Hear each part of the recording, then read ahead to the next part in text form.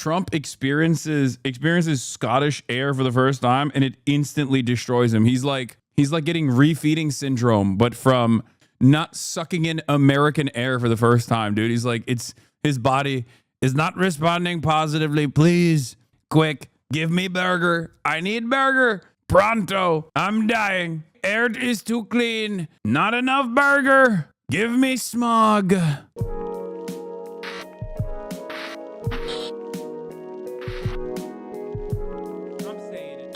All right, let's get started. Trump took questions from reporters during the meeting with the UK Prime Minister Keir Starmer, also known as Kid Starver. We're gonna get started there, obviously. Well, Trump is doing big deals. He's doing money molestation.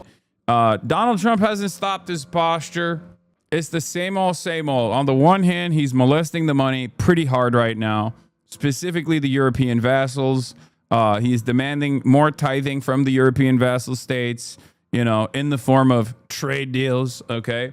Europe, get excited. You're going to have to spend more of your taxable revenue, more of the revenue that comes from taxes on American weapons.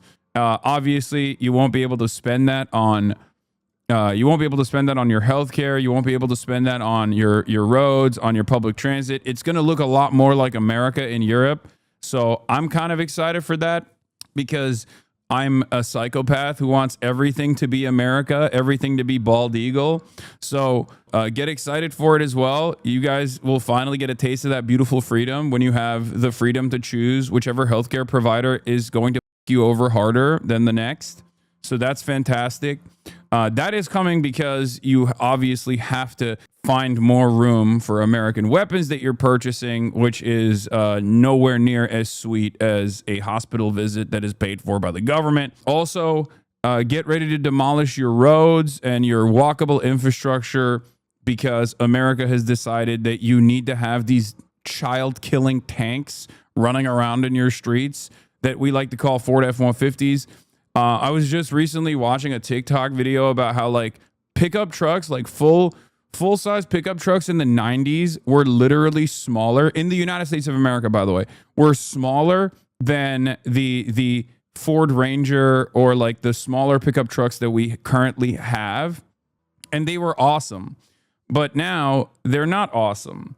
Now they are tanks. Now they are so large that it's, first of all, you're going to have to change your commercial driver license restrictions, obviously, because the average European can't drive a Ford F-150 given its engine size and given its size overall without getting a CDL. So obviously you got to change that too. You got to change your cities. So your cities will also have the freedom. So that's cool. Think about how cool it is that, you no longer have to rely on public transit at all. And you will actually pave down all of your cobblestone roads that have been there since the Roman era. And instead you can have disgusting, filthy asphalt that breaks apart because of the sheer size and the weight of these pickup trucks that are constantly roaming your roads now. And you'll also have to probably gut half of your you probably have to gut half of the sidewalks. Obviously, it's like an invasive species. Basically, get excited for the potholes. That's really cool. Wider streets, bigger parking lots. You might need to take out some of that green space as well. I was thinking, because when I go to a gay city in Europe, woke and gay, sometimes I see these things called trees, or a little baby park in the middle, right? Where people kind of sit outside and enjoy eating stuff and drinking maybe a little coffee, right? Like a little espresso, and smoke cigarettes. You can't do that anymore because you need a parking structure for massive Ford F-150 pickup trucks. So that's cool. That it won't be woke and gay anymore. So that's another thing you can look forward to. Your tone is enthusiastic, but your word sounds like a threat. No, it's just, I mean, think about how much fun we're having here in the United States of America. When you look at a 1990 Ford F-150, which is still pretty sizable, right? It's still a pretty big truck. And then you look at a 2021 Ford F-150 tank. Think about how exciting it is that you now have by force will have to drive a tank instead. You're skipping the 1990 Ford F-150 pickup truck, which has a larger bed, by the way. These trucks had larger beds than this one. Bro, the EU could import these, but no one will buy them. Excuse me. You will buy them. You will buy them at gunpoint. If you don't buy them, how can we know you don't love freedom? If you don't buy them, we might start thinking you're looking a little Iranian, okay? Or perhaps even scarier, looking a little Chinese. And you don't want to look Chinese, okay? Let me tell you, you do not want to look Chinese, okay? What are we talking about? You need to have these cars, these tanks. I don't want to call them cars. They're not cars, they're tanks. You need to have these tanks. In Belgium, only businesses are still allowed to buy them. Law can't buy them as a private individual. Excuse me, that law needs to change. Obviously. How will I know you're patriotic? How will I know you're a patriotic American if you don't have a tank that you're driving? Also, what's more American than making every man a business? Okay, maybe in Belgium we've decided every man is a business. Now you can all have this. Why do you care about things that are not in your immediate vicinity? If you're so upset with Europe, then don't live here. No, just literally focus on your own street. Wait, isn't that funny? I'm currently talking about what my country, is doing to you in Europe, and you're over here being like, well, don't worry about it. Like, that's such an interesting mindset to have. Like, see, this guy is still here, you know? This guy is mentally already there. This guy's a dumb American. He might be living in a Western European country, but mentally he's already there. He already has become a dumb, moronic American baboon. You notice that? It's already coming in. The poison already came in many years ago, right? The poison already came in many years ago. A lot of you Eurocucks didn't realize it, and that's what you got to do. We need more of that guy. That guy is good. We need more of that guy. That guy has become an American already mentally. He said he wants 5,000 kilogram cars. That's what I'm talking about.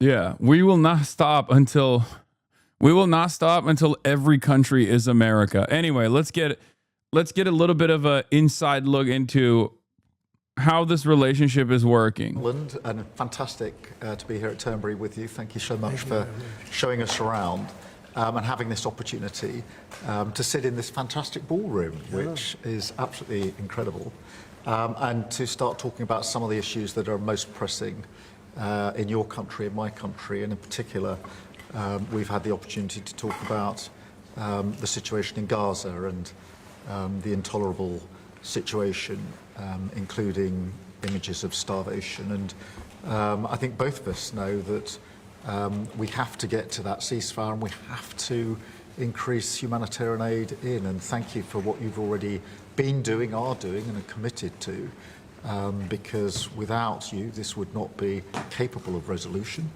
And I think that if we can work not just on the pressing issues of the ceasefire, but also on this issue of getting humanitarian aid in at volume, at speed, and then we've discussed a plan for what then happens afterwards.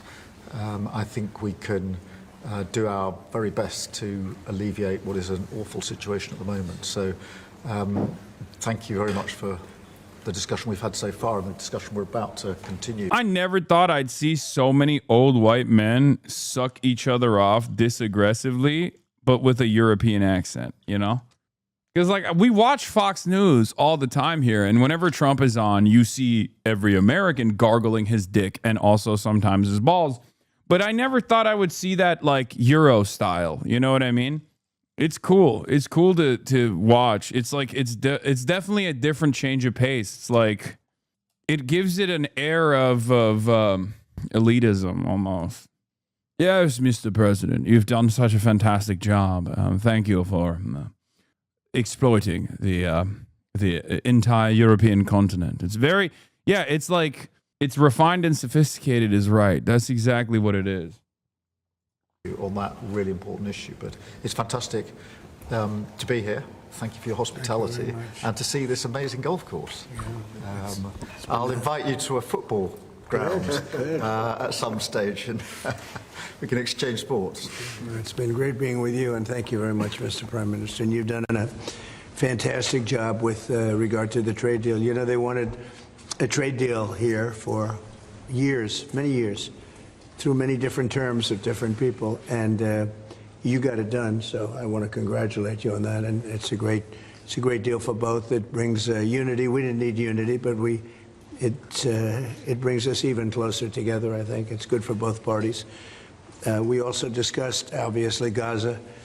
And I think before we get to phase 2, which is, you know, what's going to happen afterwards, we want to get the children fed. We made a contribution a week ago of $60 million, all going into food.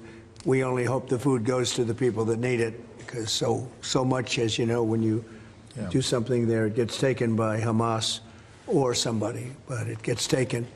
But damn, even Trump started adding "or somebody." Who's the somebody, bro? Now he's like, all right, he's adding qualifiers. It's crazy. Maybe it's not just Hamas. Maybe it's somebody else. Who knows? Nobody knows. Nobody knows who's taking the food. Great. Does Keir Starmer pass as charismatic in Britain? No. Also, Trump looks like absolute doo-doo butter, dude. What the hell is this? Bro, he looks extra shitty today. What is happening? He looks worse than you. Yeah, I thought I looked like shit today because I'm tired. Also, I look great. Thank you. Even when I'm tired and sleepy, I'm still like, this is not a comparison. Like, look at this man. He looks like he's rotting. Trump experiences Scottish air for the first time, and it instantly destroys him. He's like getting refeeding syndrome, but from not sucking in American air for the first time, dude. He's like, his body is not responding positively. Please melt some tar in my vicinity. Quick, give me burger. I need burger. Pronto. I'm dying. Air is too clean. Not enough burger.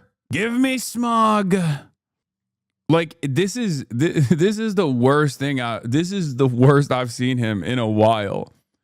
I don't know if it's the Epstein stuff. I don't know if it's I don't even think it's like Gaza related. There's no way.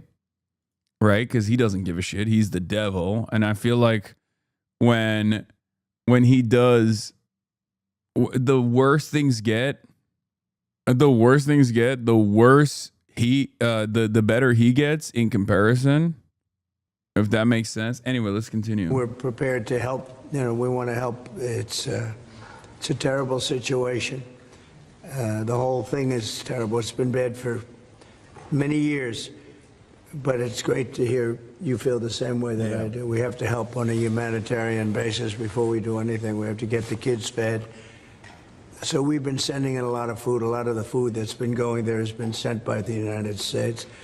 I spoke yesterday with the president of the European Union, Ursula, who was terrific also on the subject, and she's going to play a big role also in helping us. So we have a good group of countries that are going to help with the humanitarian needs, which is food, sanitation, and some other things. It's very difficult to deal with Hamas, as I said. You know, we got a tremendous amount of hostages out, but it would take place in drips and drabs. You'd get 10, you'd get 5, you'd get 2, you'd get 10, 12. We get 12 one time. Many of them would come to the White House, and they were so thankful. But I always said, when you get down to the final 10 or 20, you're not going to be able to make a deal with these people because they use them as a shield. And when they give them up, they no longer have a shield. And the people of Israel feel so strongly about the hostages. Some people would take a different view, but they feel so strongly about the hostages. So that's an ongoing process. Hamas has become very difficult to deal with in the last couple of days because they don't want to give up these last 20 because they think as long as we have them, they have protection. But I don't think it can work that way. So I'm speaking to Bibi Netanyahu and we are coming up with various plans. We're going to see. It's a very difficult situation. Why is he still running defense for Israel when reports indicate he's privately pissed off at Bibi? Because the reports are bullshit.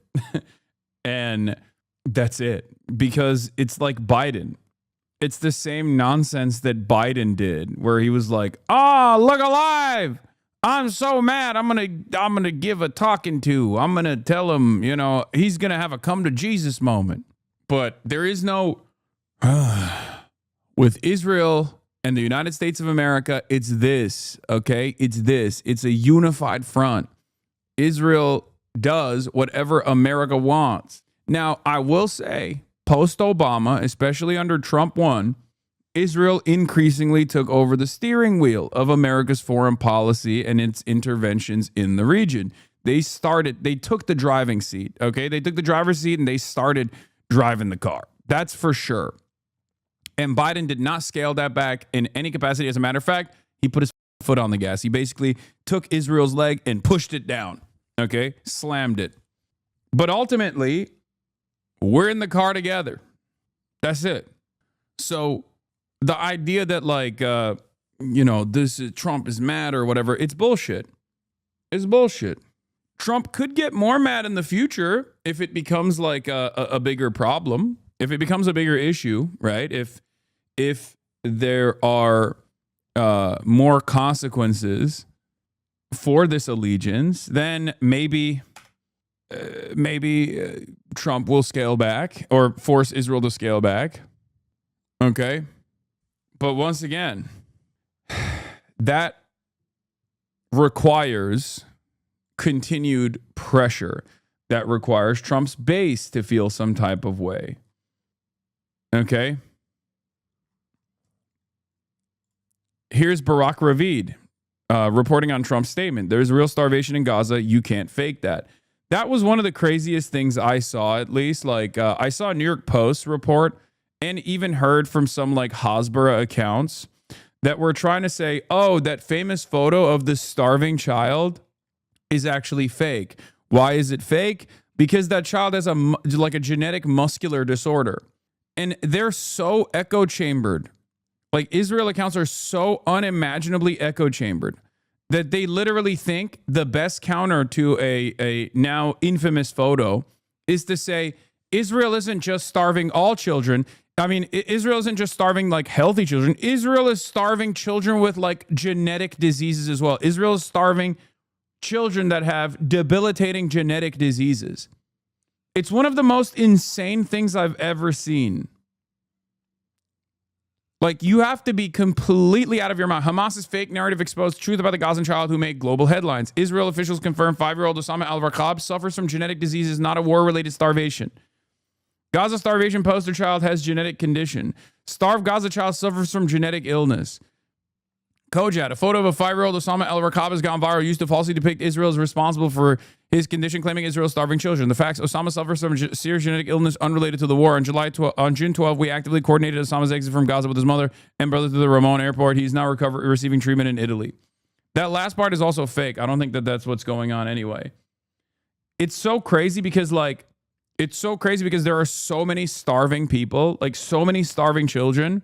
There are a ton of different photos of starving babies, starving parents, the doctors, the healthcare professionals, and people that work for Oxfam that are the people that are not supposed to be starving under any circumstance. No one is supposed to be starving, but doctors especially are not supposed to be losing weight in a battlefield.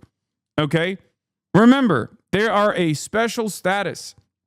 We are talking about Americans and Westerners who supposedly have special status in this circumstance. The reason why they go to this field of battle, this war, this genocide, is specifically because they use their bodies and the special status that they have in the eyes of the international community as a human shield to defend the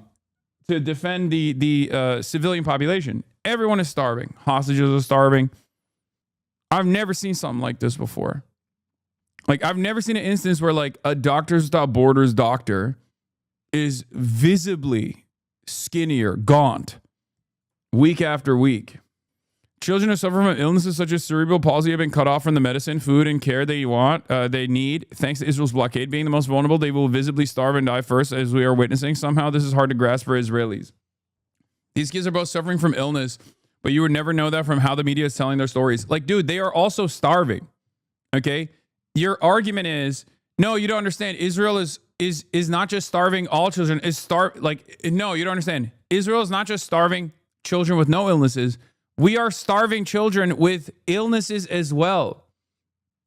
I'm sorry. The only way you can find this to be like an appropriate deflection is if you're insane. If you have surrounded yourself with psychopaths, and no one at no point says, "Hey, this is f***ed up." They just post that shit for the Israelis at this point. They aren't trying to make sense to anyone else. No, there are people who eat this bait. Like Megaphonics just said his mother believed it. You know what I mean? It's just like there's a lot of people who are motivated into turning a blind eye to these atrocities. You just got to drop them. There's like not much you can do as far as like convincing them. That's it. You know, focus your efforts on people who you can convince. You know, can't even wrap my head around the fact that we live in the same world with the shit Israelis. I mean, there are plenty of evil people, man. What are you talking about? There's a lot of evil people out there. This kind of journalism doesn't help Gazans, but it does get Jews killed. Truth is nothing to fear unless you're part of a movement that's based on lies. Yeah, thank you for revealing your truth, Hen Mazig. The truth that Israel is starving everyone, including children with genetic disabilities. Wow, that's awesome. The point is this, okay? If people look at this, this is Ta-Nehisi Coates, who very correctly pointed out and said, the Democratic Party doesn't care about genocide. What makes you think they care about democracy? A party that actually contributes to an ongoing genocide and refuses to address it is not a party that is going to defend your liberties either. You are stupid for thinking that the Democrats would turn around and like defend democracy or defend your civil liberties here in the United States of America against like fascist forces, because they obviously have no problem with these images. These images did not occur overnight. Famine doesn't start overnight. That's not how it works. So it's been really strange watching all of these, it's been really strange watching these people, like, you know, the Matty Iglesias of the world or whatever the f***, be like, oh, well, it just happened.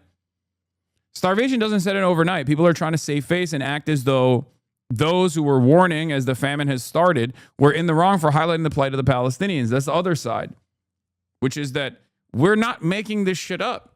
We're simply communicating, offering a megaphone to the Palestinians themselves, who are talking about the experiences that they're going through. Okay, but they can't say that. They can't get mad. I guess like, unless you're Israeli, you can't openly be like, F this Palestinian, you know what I mean, who's dying in a genocide. So you just say, oh, F the left for highlighting this and making me mad. It's like, well, you don't seem too mad about the situation. You seem more mad about me telling you what's going on, right? So, yeah, this is depraved and obscene even by normal Matt Iglesias standards, simultaneously smug, massively dumb, racist, sniveling, and ass covering. Palestinians are simply incapable of being witness to their own genocide. They're all liars, but an Israeli says it now, so it's time to listen up. I would recommend this from Haviv Retigor and the Free Press to the skeptics. There's been some crying wolf that has unfortunately poisoned the waters to an extent, but the wolves are now, in fact, here. What an insane way to do an about face here, which is not even an about face at all. It's basically saying like the only time I'll believe that there is mass starvation happening is if an Israeli says it's happening. If someone who's pro-Israel who is saying that the starvation is real, that's the only time I'll believe it. Yeah. If they didn't have the hostages, things would go very quickly. But they do, and we know where they have them in some cases. And you don't want to go riding roughshod over that area because that means those hostages will be killed.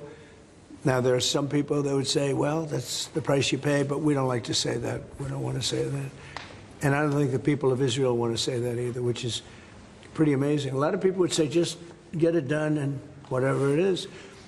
You could also say speed might be better for the hostages. You go through, with speed, you may have a better chance because they're in deep trouble. They're in deep trouble. You saw October 7th, and you saw what the damage and the horror that they committed. People can't forget that. They tend to forget it, but they can't forget. That was one of the most evil things I've ever seen.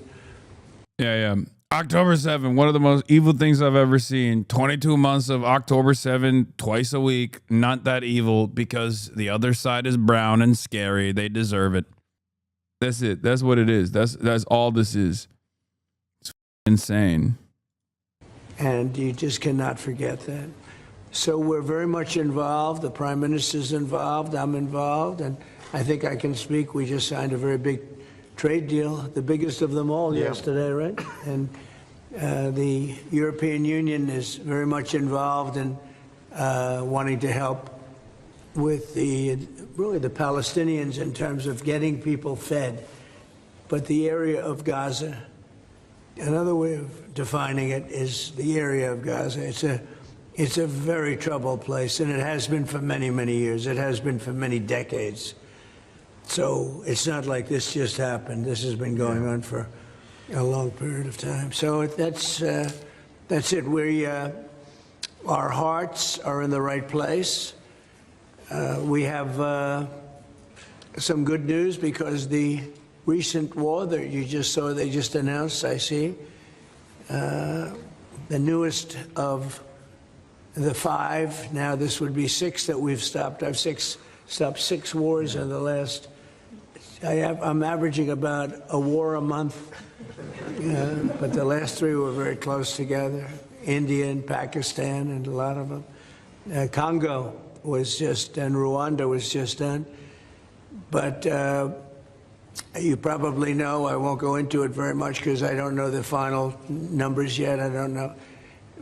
Numerous people were killed, and I was dealing with 2 countries that we get along with very well, very different countries from certain standpoints. They've been fighting for 500 years, intermittently, and we solved that war. You probably saw it just came out over the wire, so we solved it through trade. I said, I don't want to trade with anybody that's killing each other, so we just got that one solved.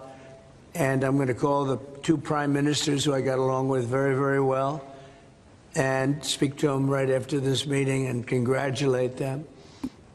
But it was an honor to be in. I feel like I talk about this so much that it's like a broken record, but it's probably not good for overall discourse when you have the president from the bully pulpit consistently lying. Like, even outside of the moral depravity, the moral rot, it's got to be strange. Like, I don't know what it does to our like understanding of the truth in general when the president will just be like, yes, oh, these trade deals are fantastic. Why? Because they're giving us $500 quintillion. Okay. Oh, I stopped this war. I stopped that war. This war was going on for 1,000 years and I stopped it. Like, none of the things he's saying are correct. The only things he can like hold up as accomplishments for his administration are just shit that he cooks up seemingly on the spot. Things that he is not necessarily putting a lot of thought into. Very strange behavior, very strange set of circumstances. Involved in that. That was a. Could you explain why he's wrong? Not a Trump guy, just curious. He did not stop any actual war. Like, that's not real. That's what it is. Like, when he says the Japanese trade deal is fantastic for us, he's saying that he got an IOU from Japan. And when you dive into like the details of the IOU, Okay, it's actually not $500 billion. It's just Japanese companies adding investment back into Japanese companies. It's not like they're opening up new facilities or anything like that. Like he just lies about everything. It's no different than saying like, I found unicorns. Unicorns are real. I found them and I'm breeding them. I'm breeding them left and right. You can see them everywhere. Okay. I mean, you can choose to believe it, or maybe you can like look into it, right? You can look into it a little bit further and realize that, oh, he's just talking about horses. Like those are just horses and they were there already. There are no unicorns. He didn't even slap a cone on the top of the horse's head to make it look like a unicorn. He's just claiming that there are unicorns now. That's it. Every positive thing that he can hold up that his administration supposedly did is just completely made up. He's just making it up. What does that do to discourse in general? What does that do to our understanding of the truth? Just one of the many different ways in which the administration, I think, is just like destroying everything. Like, I don't know. It was going to be a very nasty war. Those wars have been very, very nasty. So we've done a lot of good work. We've had great support from the Prime Minister. Anytime we needed help, anytime we needed any form of support, you've been there. We appreciate it very much. Absolutely. And we're going to continue onward. We do have to take care of the humanitarian needs on what they used to call the Gaza Strip. You don't hear that line too much anymore. You don't hear the Gaza Strip, but it is the Gaza Strip, and it's amazing. It's not being handled a little bit differently. We're going to set up food centers, and we're going to do it in conjunction with some very good people, and we're going to supply funds. And we just took in trillions of dollars. We got a lot of money, and we're going to spend a little money on some food. And other nations are joining us. I know your nation's joining us, and we have all of the European nations joining us, and others also have called, and they want to be helpful. So we're going to set up food centers and where the people can walk in and no boundaries. We're not going to have fences, and they can't. They see. Oh, no more GHF aid trap. Is that what's going on? I don't think so. By the way, I don't think that'll happen. For the record, but we'll see. I don't trust anything he's saying. I'm gonna be honest. On the real though, how is Trump? How the f is Trump posturing on Gaza better than AOC is? Like, that is unacceptable. I don't think he is. I don't think that's the case. I think your expectation from AOC is understandably much higher than Donald Trump, which is why you're reacting this way. But AOC has said all this stuff. It's not enough. See the food from 30 you would say, yards away, and they see the food. It's all there, but nobody's at it because they have fences set up that nobody can even get it. It's crazy what's going on over there. So we're going to work very closely together with your country, a great country. We also discussed inside that we are, there's a whole new thing happening with regard to energy from nuclear. Yeah. And the Prime Minister's looking at that very strongly. And I know you have Rolls-Royce nuclear plants. That sounds pretty good, right? I love that. What a great brand that is. But you're also doing the Rolls-Royce or the nuclear plants, the smaller plants. We're doing smaller and bigger, but the small is interesting. They do a small plant, very easy, very safe, and as they need more, they hook up another plant, and they have a series of plants instead of, doing the $20 billion plant. That gets tough for a lot of people to do.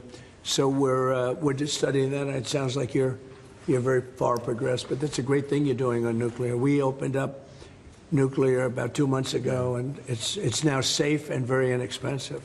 No, we see civil nuclear as a big part of the future as we go to sustainable, independent energy. And I think that between the two of us, we can work very much more closely on this. And we've agreed that that's our ambition, that's our aspiration. And this is going to be a big part of the future when it comes to energy. And you can see in the last few years, energy has been weaponized. Prices have dictated both families and businesses across the United Kingdom, and therefore taking control of energy is a huge prize. So the more we can work together on this, the better. And small modular reactors are a very big part of the future here, and we've got great companies like Rolls-Royce involved in that. So I'm very much looking forward to working together with you, Good. Mr. President. We'll do that. We'll do that. We're going up to your oil capital in a little while. We're going up to Aberdeen. That's called the oil capital of Europe, and that's a great asset that you have up there someday. If they ever change their thinking on that, you have a great and valuable asset. There's a lot of valuable resources underground there, but that's a decision for you to make. But it's a very amazing place, and it is considered the oil capital of Europe. So it's another option that you have. So we are doing really well as a country, and I think that the Prime Minister has been so supportive of us, and so strong and so respected, and I respect him much more today than I did before, because I just met his wife and family. He's got a perfect wife and family, and that's never easy to achieve, right? But I take no credit for that. But he's become a friend, and together we got a deal done that has not been able to be done. It was a deal that's very good for both parties. A really good deal for both of our countries, and very, very well received here in the United Kingdom. So thank you very much for having us. Thank you. Appreciate it. Any questions? Mr. President, on Russia, earlier you said that you were going to change the deadline from 50 days. Yeah. What is your new deadline? I'm going to make a new deadline of about 10 or 12 days from today. There's no reason in waiting. There's no reason in waiting. It's 50 days. I want to be generous, but we just don't see any progress being made. Mr. President, you just talked about setting up food centres in conjunction with other organisations. Right. You're talking about the Gaza Humanitarian Foundation or recognised. I wish every world leader handled him like Jerome Powell did last week. They can't, because Jerome Powell has a lot more power over the American economy and therefore a lot more power over Donald Trump. Other world leaders would also have a lot more power over Donald Trump if they actually coordinated, collaborated, and maybe even hedged their bets against Donald Trump by having more positive relationships with China. But they're too fearful to do that, so they're just continuing along the vassal state mentality. Sorry, Keir didn't quite get that your tongue in Trump's ass. How does Trumpito sound so low energy? He's just tired like me. He's just tired like your boy. That's what it is. Aid agencies, how will this work? Well, it's going to be working with the United States. We'll be helping with the food. You know, we have a lot of access to food. We got a lot of food ourselves, and we're going to bring it over there. We're also going to make sure that they don't have barriers stopping people. You know, you've seen the areas where they actually have food, and the people are screaming for the food, and they're 35, 40 yards away, and they won't let them because they have lines that are set up. And whether they're set up by Hamas or whoever, but they're very strict lines, so we have to get rid of those lines. But we're going to be getting some good, strong food. We can save a lot of people. I mean, some of those kids that's real starvation stuff. I see it. And yeah, there's real starvation stuff. Yeah, there's like, well, at least he is recognizing that there is real starvation stuff happening in the Gaza Strip. That's crazy. Oh my God. So many sources for discussion and news on Palestine is now blocked in the UK with the Online Safety Act. Yeah, I've heard about this as well. We'll cover that later. The UK is completely out of control. I mean, we're gonna get that. We're getting there as well. So fantastic stuff. It's great. Love living in the Western liberal democracy that is supposed to not allow things like this to happen ever. It's great. Fantastic. you can't fake that. So we're going to be even more involved. We did some airlifts before, some airdrops, and the people are running for it. And the Prime Minister is going to help us. They're very effective with that. You've done that before, and for many, they've done that for 100 years very well. So it's not very hard to do, actually. Yes. President, you say you love Scotland. You're the most Scottish president Yeah, ever. sure, you can come in, yeah. Is there a better deal to be done for Scottish industry and the deal that you've done with the Prime Minister? The tip of it is coming Whiskey, on. for example. Well, I have great love for Scotland. You know, my mother loved Scotland, and she loved the Queen. I don't know, I might hurt myself by saying that the monarchists are going to like it. Some other people, but she loved the Queen. Whenever the Queen was on television, she wanted to watch. And she would come back religiously. She'd come back to Scotland once a year with my sister Marion, primarily, and sometimes my sister Elizabeth also. But they loved this part of the world. And, you know, we're talking about the Isle of Lewis. We're talking about serious Scotland.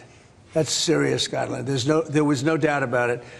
So, yeah, it gives me a feeling, you know, it's different. You go to another country, you have no relationship to it. You get to like maybe the head of the country or something.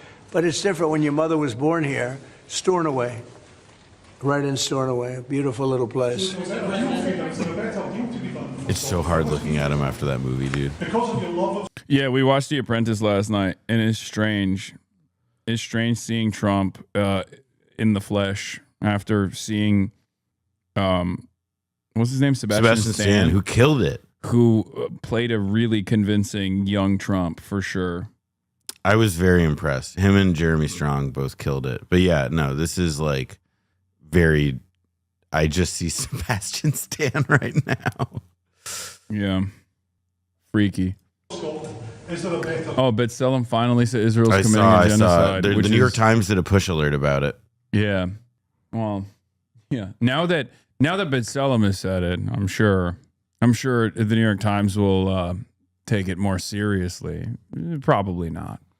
Trade deal to be done for Scottish businesses. Well, the New York Times was taking cues from B'Tselem already, so. Yeah. They definitely were acknowledging that Israel was an apartheid state when B'Tselem was saying it. Absolutely. Like, that's why sometimes I obviously am very critical of the idea that like it's only real if like an Israeli says it's real. Like that kind of like supremacist attitude that many people demonstrate, like the Matt Iglesias of the world. But there are plenty of people who don't even listen when an American Jew is saying it or when an Israeli is saying it. Like they just don't give a shit, you know? Yeah, I mean, we talked a bit about this yesterday, but it's about like who gets to be seen as a person who doesn't. And like Jews who are not necessarily European descended, but are coded as such in today's world versus like, what was that Matt Forney word? Brownoid? Arab and Muslim peoples, like they're questioned. Like when a Jewish Israeli says that a bunch of people came into my home and like blew it up and assaulted me and my family or kidnapped me or whatever. Like look at this guy. What is this? Lord FM, how can you call this fashion when you support terrorist groups law? How do you justify calling for violence on Donald Trump? Because you literally call for violence on the Israelis law, calling them inbred. Maybe you took some memory pills or something? No, this guy is he has hallucinated a completely alternative reality in his mind. Or like, but in that reality, I look real bad. In that reality, yeah, you do. That is a. That would be so funny. You call violence onto Israelis, calling them inbred is so funny. Or it's a really good tactic to bait you into saying it. Yeah, it's great. It's because I called the settlers that were breaking aid inbred Kahanist terrorists. Well, look, man, all I'll say is that I've seen The Hills Have Eyes. Oh my God. And I've also been to the West Bank and stayed in settlements and met those people. And that's all I'll say. Yeah, look, I call Klansmen of every different seasoning and every different background inbred, okay? Listen, if you're chirping about it too much, that's your problem, all right? Yeah, equal opportunity offender woke Eric Cartman over here. I do like it though. They're like, oh, dude, you called Israelis inbred, dude. That's the real violence and not the genocide that Israel is doing. It's not, yeah. Yeah, that's fake violence. The real violence is like, what if one of those like Rastafarian looking dudes that definitely haven't taken a shower in 8 months, that's busy throwing Molotov cocktails at like Palestinian villagers. What if they hear you? I don't know, man. Sounds a little xenophobic calling people you disagree with inbred. Yeah. You got me. What is this word, xenophobia? This concept is alien to me. Wait, the Trump defending Israel defender is going to call you anti-Semitic if you keep doing that accent, Noah. I'm gonna be Watch honest. out. I come by that impression pretty honestly. Listen, Jewish man. We got a Christian here. Okay, we got a Christian defending Israel here. Okay, watch out.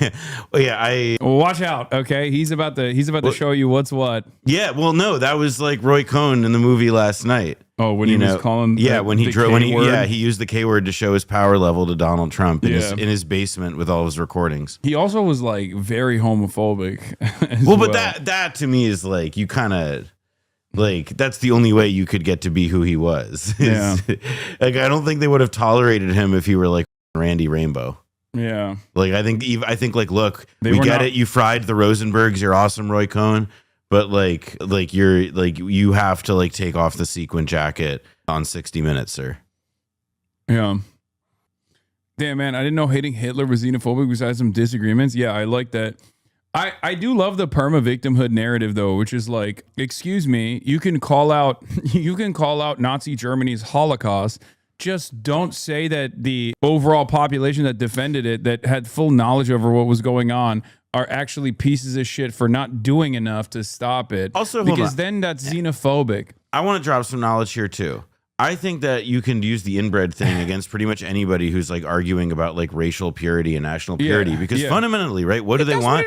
They want you to have sex with a fewer number of people in a less diverse genetic pool. Like that's it. That's why it hurts so bad. That's why people get so sad about it. They're like, "How dare you? What about the optics of this?" Like I don't know. Wow, like, you're calling all Jews inbred. It's like, no, I'm not. I'm saying if you are advocating for racial purity politics, regardless of whether your background is Jewish or Christian, if you are a supremacist of any sort, like I'm gonna call you inbred. You know, that's it. But I love the guy who.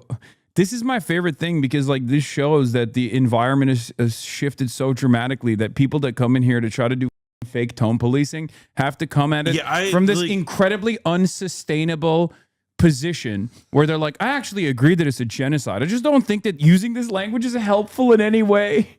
So there, about 10 years ago, in the ancient before times, probably before a lot of the people watching this were born, there was like a phrase that people like learned about and used and like drove into the ground, but it described a very real phenomenon, which was concern trolling. Yeah. And that is like, to me, so present here because this is concern trolling. Is so perfectly descriptive. Listen, you are right in the content of your thing. However, I just don't think that this language is like helpful for your cause. You know, and like, and if you take it as your cause too, then it's like a bit, you know, like earnestly, then I don't think that this would really bother you. I just don't think spewing hatred towards an entire group of people, which I haven't done, by the way. That's not the joke, man. But it's okay. It's okay. That's not what he's saying. Like, he needs to believe that. He needs to believe that. It's not like an entire group of people. It's not like Jews, and frankly, it's not even Israelis writ large. Like we're like talking about like they're a significant group within Israeli society. Which, for the record, if they said that about all Germans during World War II, no one would bat an eye, regardless. That's true. Like, so it doesn't even make sense within their own calculation, right? If you were to say that about all Germans during the Holocaust, no one would bat an eye. If you were to say that about all Turks during the Armenian genocide, no one would bat an eye at that. Okay? The difference is you're doing that because you have a hang up. Your hang up obviously is petty and born out of a resentment that someone else gave you, a resentment that you have to actively champion because some other content creator told you that this was a real issue. And that's it. That's what you're doing. That's the saddest part of this is that, like, I don't even think this is your real opinion. You're just in here trying to fight someone else's battles. It's very sad. But overall, I don't care. I just want to stress this. I want to help you understand. I don't care about this, you know, supposed tone policing that you're engaging in, because you yourself have already conceded on the main point, which is that there is a genocide that's unfolding. So in that process, what do you think is a better use of your time? To call into question people's continued support for the country that is doing a genocide, or getting really fake mad about something that I didn't even say. And two things. One, like look around. Like, people are becoming aware that it's a genocide, like more and more day by day. The opinion, like, regardless of how, like, what language somebody uses, even if you're putting words in somebody's mouth there. But point being that, like, even if somebody uses language you don't agree with, like, fine. It honestly, I don't think you could claim as a matter of fact that it is inhibiting the process by which people are coming to understand the horrors of what's going on. Now, with that being said, if it's not like actively worsening the situation, just using like heightened rhetoric that corresponds with like the heightened moral horror at what's going on, then like hit the X button on the top right corner, brother, and go do something. Yeah. Like, then you're just like trolling yourself about like, you know, like caring about something that, like, you know, as just established with the previous thing, doesn't actually matter. It's not inhibiting like people's understanding of this in any way. And in fact, I would argue, like, I think that like using like, you know, extreme language and talking about this with like even like a heightened sense of irony, just like drawing out the extremes of it, is like it's part of what like signals to people like how f***ed up and strange this whole situation is, just how much of a moral inversion it feels like. No, absolutely. And also, I think you nailed it when you said tone policing in this regard is like, tone policing in this regard is for what purpose? Like, you want me to craft a better message that is going to reach a broader audience, right? But it's like, but it seems like it's working regardless of your criticism, right? Like, and I don't even think it's a constructive criticism. I think this is supposed to look like it's constructive criticism when it's simply a way for you to try and find something to grab onto, because you've recognized that you've lost the ideological battle, the battle of misinformation. You've lost it. People know what's up. So much so that maybe a couple months ago, you could have come in here, maybe a year ago, or you could have come in here and been like, Israel's not doing a genocide, shut the fuck up. And now you have to also personally recognize it. So maybe dig deep and try to find like what your hang up is. Okay. Try to find what your hang up is and why that frustrates you too much. Are you aware of Tectones clipping you insanely out of context on YouTube? No. I don't care. Take a day off, chatter. Who the f gives a shit? Is that like the Deftones? No, that's like the bald guy who has been trying to unsuccessfully farm like Hassan shit. And it came out that like his dad was the famous military sexual assaulter guy. He has rape allegations. I'm sorry, you're going to have to be more specific. So there's this guy who's a Twitch streamer who's like trying to farm like Asmongold's audience by being like, I'm right wing, I'm based, I love anime and jerking off to anime, but also, you know, gay people or whatever, right? Yeah. Like he's like kind of like that. Anyway, it turns out that his dad was in the military, and he was such a prolific sexual assaulter. Thank you, Mr. Speaker. That, oh wow. Yeah, he's in the congressional record. Oh wow. Oh wow. Yeah. Well, He it's also good that his son is such a force for morality in the world. Yeah. 8. Anyway, he hates me, which is, of course, I don't know how to describe it, like, but it's just that like all of my haters are just like horrible monsters. Like, what do you want? I don't know. They just kind of do my work for me. I don't really need to do anything. I just, mean, like, I just kick back. You showed me that video the other night, and like part of me died, brother. Like, it's, yeah, no, it's, I don't want to know these people. Yeah. I made him cry because I outed his dad. Yeah. Is Trump, so what is this, is this a meeting from today? Yeah, this is this is Trump and Mr. the Lordship, Kid Stav. You forgot to say he invoked his dad's service when you were either criticizing the American military or it was 9/11. Oh, his father's service. Yeah, no, he invoked his father's service to be like, my father didn't serve in the military, so that like terrorists like Hassan could ironically use their free speech to be terrorists or whatever. And I was like, bro, why are you bringing up your dad when it seems like he didn't serve to protect the First Amendment rights that I have? He served to, do sexual assault so much that it was a matter of public record. Like they literally changed the law after your dad, Look, the world is like a strange place.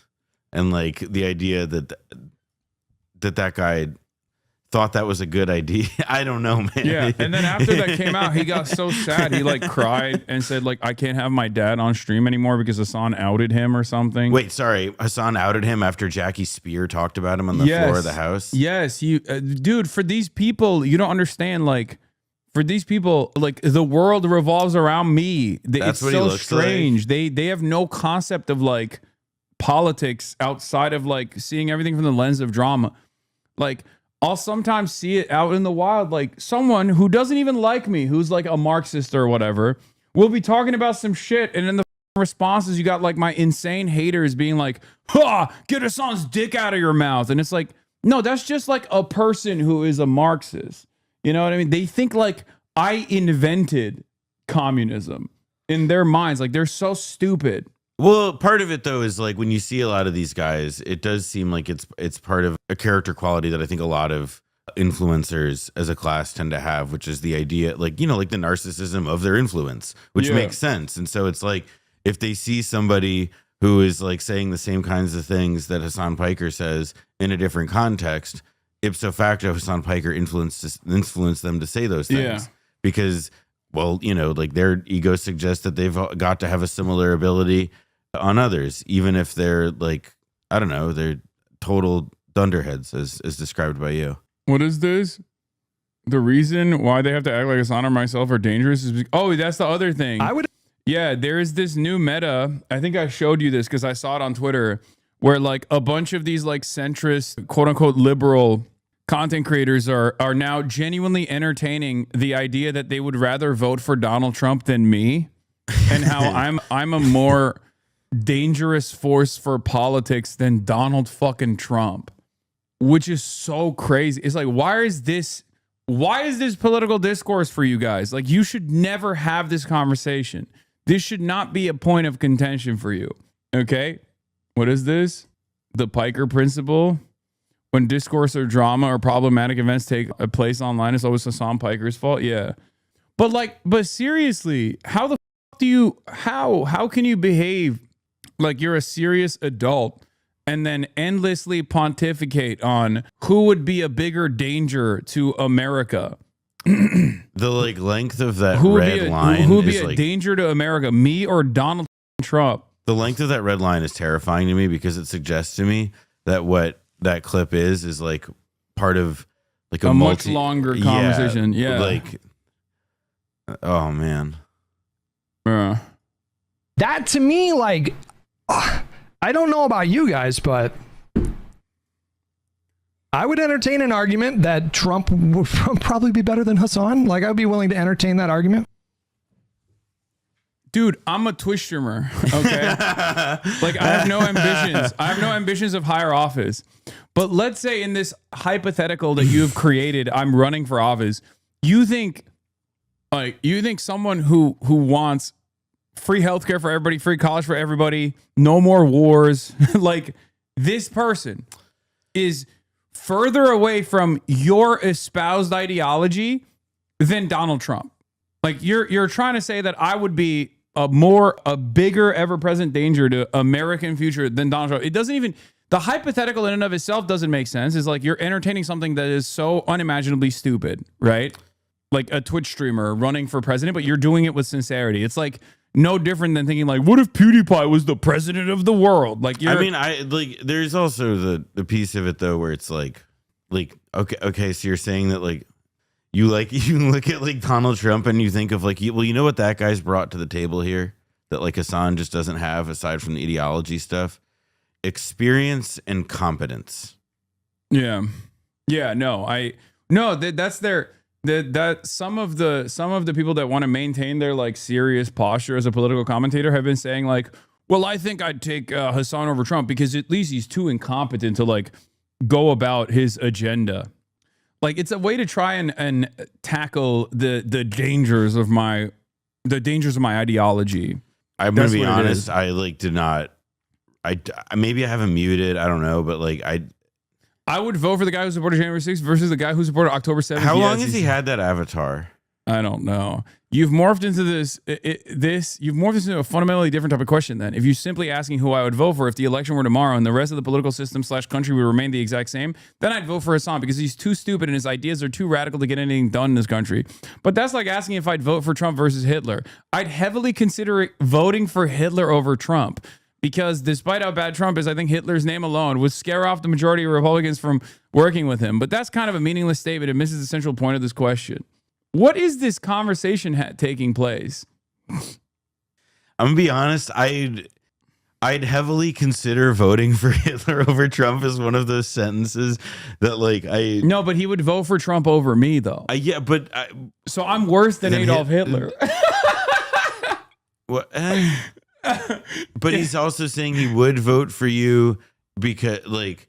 No, what he's saying is that he would, in the situation where he would vote for you, is also a situation where he'd vote for Hitler, which I'm also not like. I don't know, man. There's like real stuff going on. You know what I mean? Well, they can't talk about that because their position of like defending, offering unlimited support to Israel is now roundly considered like disgusting by average people, including their own fan bases, because everyone and their goddamn mothers recognizes the genocide for what it is. So now they have to entertain other stuff like, oh, the guy who I've presented myself as like a major enemy, that guy is actually worse than Adolf Hitler. And yeah, I mean, I guess where it was the original tweet is Michael from Pennsylvania made a statement is the reason why they have to act like Hasan and myself are dangerous is because they have been defending the genocide for 2 years and the weight of that guilt is so heavy for Hush that he needs some way for his ego to recover. Destiny has said he doesn't feel guilt or remorse. Probably be better than Hasan. Like I'd be willing to entertain that argument. Strategic vape hit. Yeah, strategic. That's like the chocolate rain, like Zete Zonde. Like I step away from the mic to breathe. Like I hit the vape to consider what I should say. No, no. He's reading the chat. That's what he's doing. He's hitting the vape to read the chat to see like, did this work? Yeah, like did this idiotic take actually work within my audience?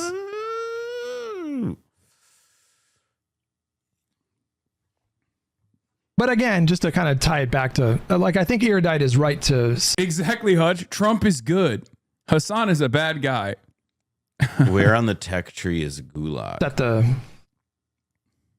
I think she's right to set the parameters, you know. This hypothetical punches at a core question within the left. If we assume Hasan will be politically ineffective, obviously Hasan, but that's because the ineffective modification of the hypothetical. In a question between an effective Hasan and an effective Kirk. Bro, what are these thought experiments? Who gives a who cares? People who cares? People who have too much time on their hands, who literally the reason why I brought this up is because like these are people that unironically see politics as content.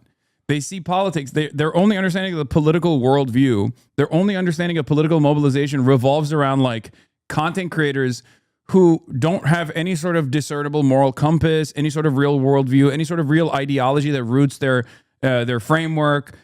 They're just simply latching on issue by issue and taking a side, taking a stance, only so they can just like have something to debate over. And it's just drama. And that's precisely the reason why this is the shit that they're entertaining. Okay, that's what. And there are, guess what? A lot of people who fancy themselves to be interested in politics online, they do care about this. This is their only way to make politics interesting.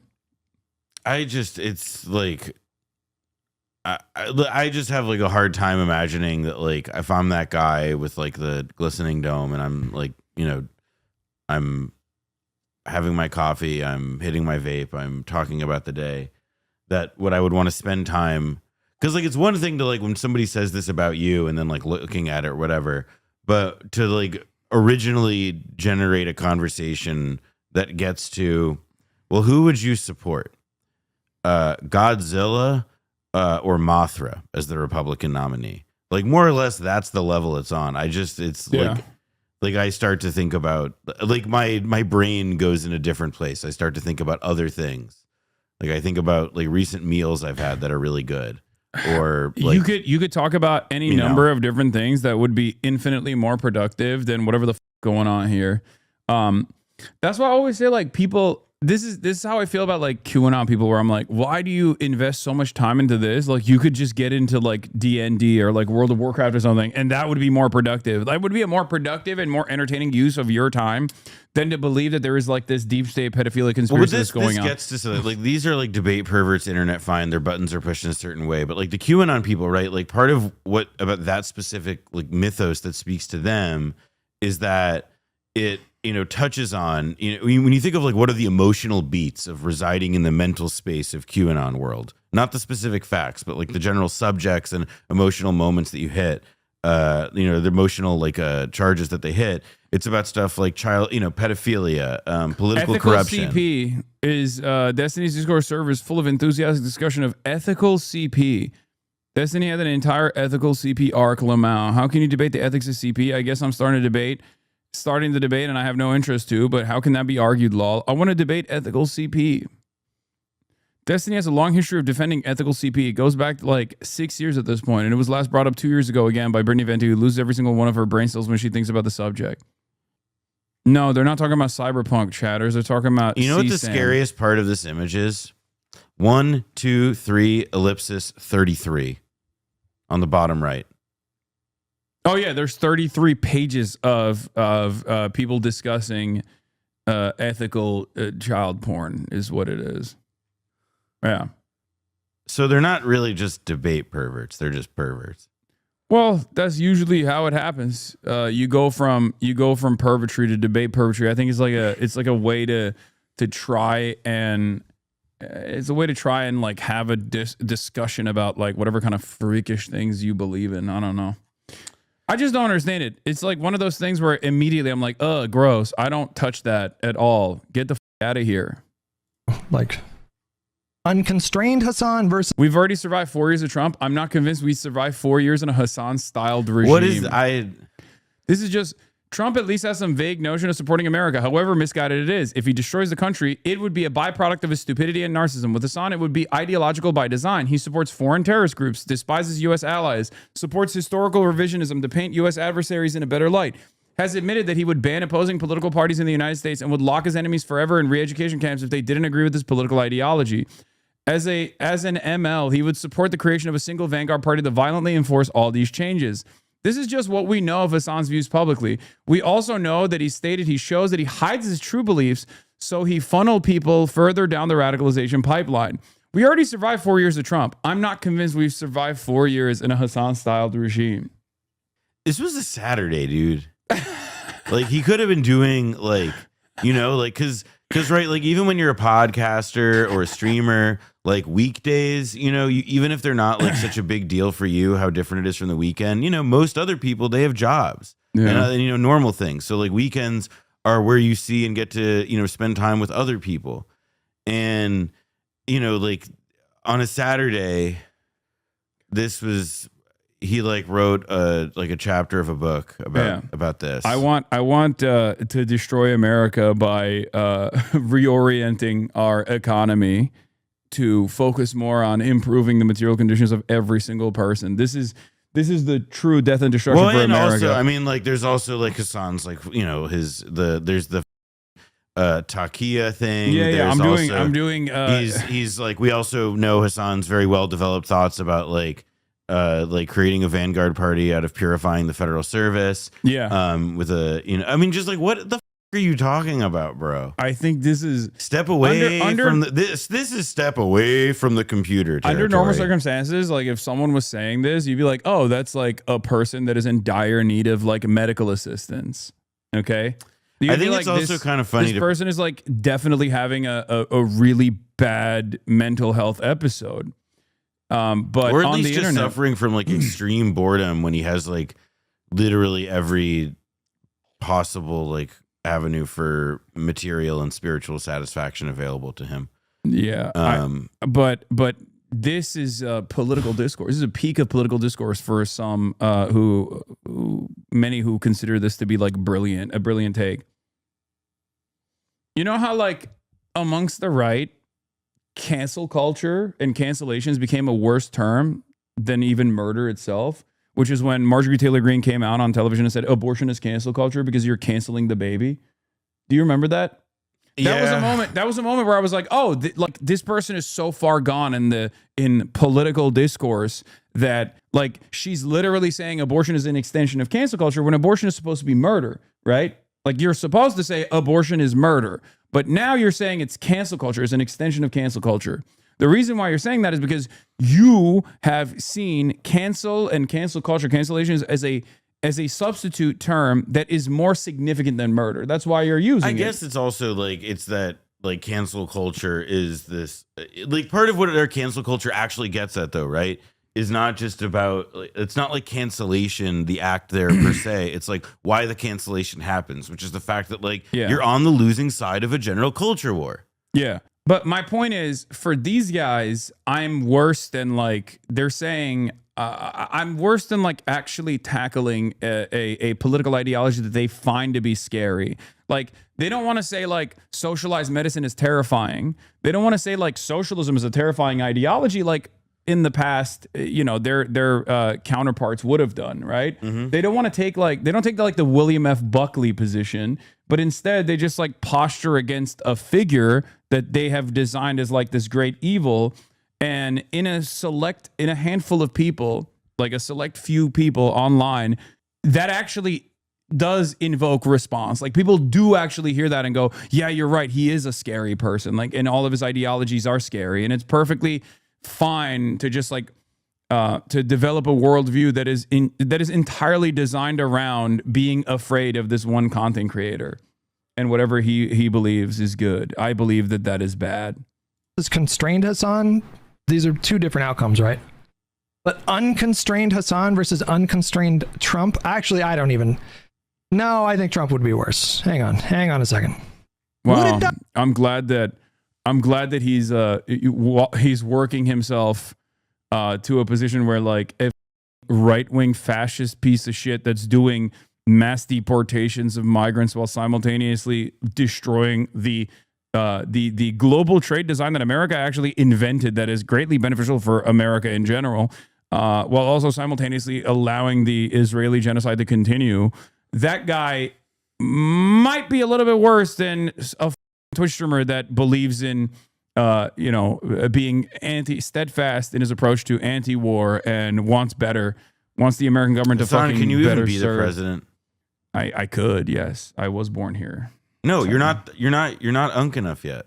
That's true. But that's what I was getting at. I wasn't talking about geography. Well, I'm 34. I got one more year. Got one more year. Conversation's moot anyway. Yeah. Wait a year. Yeah, that's my message to these perverts in general. Wait a year. Yeah.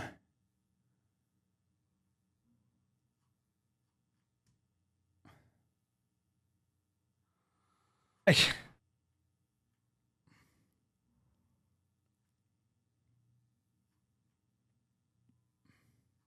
think it's really up that this is what Northern Lion does now. Dude, come on. Don't come after my goat like that. Northern Lion would never. He would never. He's great. This man is tarnishing the Hasan is worse. This whole discourse is making me want to kill myself. A conscious robot, we agree on that. I like that his mods constantly shit on him. You suck right now. That's what one of his mods said. Pick your poison. Like Hutch, we'd be in camps. Hutch, we'd be in camps under Hasan. This is such a dumb hypothetical. Pick your poison. Yeah, there's people are already sending. He's literally already sending people. Yeah, that's right. I would be sending Hutch to the camps, I guess. Right-wing personality latching onto identity as a target rather than ideology is such a good point. Zizek would like that. Yeah, man, that's it. I am a far more interesting target than to actually like discuss the issues on the boundaries of policy, on the boundaries of impact of policy, on what it would look like if you were to play out a legislative agenda that like puts workers first in general and not like capital owners. That's it. they can't have that conversation and also maintain charitability in a broader audience. And they don't even have they don't even do a good enough job developing a large enough audience while also being hyper obsessed with like drama and shit. So that part doesn't even work. But they're fearful that they would be even less popular if they just like only talked about the issues. Okay. What? This is an interesting news development. Netanyahu proposes to annex parts of Gaza in attempts to appease far-right minister if Hamas does not agree to deal. I mean, that's, oh, wow. They're really forcing the Netanyahu regime's hand I here. assume when we do our trade deal All right, overall, hold on, a lot of it I'll be back comes in a to second. Scotland, I hope. Maybe all of it should go to It's a Scotland. very good deal for the whole United Kingdom, and we're already achieved great things under the deal, and we'll achieve even more as we work together. A lot of it is Scotland. I mean, I do know that, but I mean, we're dealing with the UK, but a lot of it comes to Scotland. And you know, I was very particular. This is a part of the world I want to see thrive. It's going to thrive. Mr. President, back to Gaza. You talk about Hamas stealing food and stealing aid. What responsibility does Israel have for limiting aid to the region? And if I could ask a follow-up to the Prime Minister, what pressure can be put on Israel? Is that something that you and the United States could work on together? Israel has a lot of responsibility. They're hampered by the fact that you still have 20 hostages or so. And the people of Israel are very concerned about the 20 hostages. It's very interesting. You could say they could be more concerned about retribution than the 20 hostages, but they really want the 20 hostages to survive and live to make it. You know, many of the hostages came to my office in the Oval Office, and I was amazed by, I would ask them the question, was there any sign of love? Was there any sign of, when you were a hostage and you have all of these people from Hamas around you, sometimes 100, sometimes 10, sometimes 2, but you're a hostage and you're being stored in a pipe. It's not even really, you know, a cave, or it's a pipe, a little pipe. And some said they didn't think they were going to make it because they were losing air. There wasn't enough air, and they'd open up the pipe just in time, but they didn't do it on purpose. They just happened to open it. They got lucky. But I said, did they ever wink at you and say, like, don't worry, you're going to be okay? Did they ever give you some extra food, even if it was a piece of bread? Did they ever give you anything during that time? And some were there for 400 or 500 days now, right? It's a long time, a year and a half, more than that. And not one person said there was any love from anybody. You know, in other words, I mean, you have hundreds of A society built around a supremacist ideology. Well, also, like, does not believe that their barbaric, rapist, monstrous captors were nice to them. Also, would they like, even admit if they were? I'm gonna be honest. I don't know if anybody's been reading the news lately, but bread has been a little bit hard to come by. Also, there are some captives that have literally come out and contradicted the statements that the Israeli state was making about their conditions. Yeah, which is and then they get ruthlessly bullied. And it was, there's one, you can't assume that people are able to speak freely and critically of the Israeli government as like former hostages, family. I mean, but like there was an earlier time when the conditions were different and the situation in Gaza was. Remember Lifshitz? I think Lifshitz, right? Like the older lady, the first one that they released on moral grounds. Yeah, and she talks about. She immediately came out of the hospital and was like, "No, they were actually great. They were nice." And that's not to say that, like, obviously every single like hostage was thus treated like they're at the Ritz, but there is like it's like I mean, it's just clear it's clear the provenance of the story and why it's being shared. It's also clear that they have been kept in significantly better conditions in spite of the overall conditions in Gaza than any number of different prisoners that are released from Israeli prisons. I mean, look, I'll say this. Unlike tens of thousands of people, and probably more in Gaza, they're alive. Glib as that may sound, it's true. Yeah. The famous Hamas Stockholm Syndrome. Yeah, that's what it is. The people.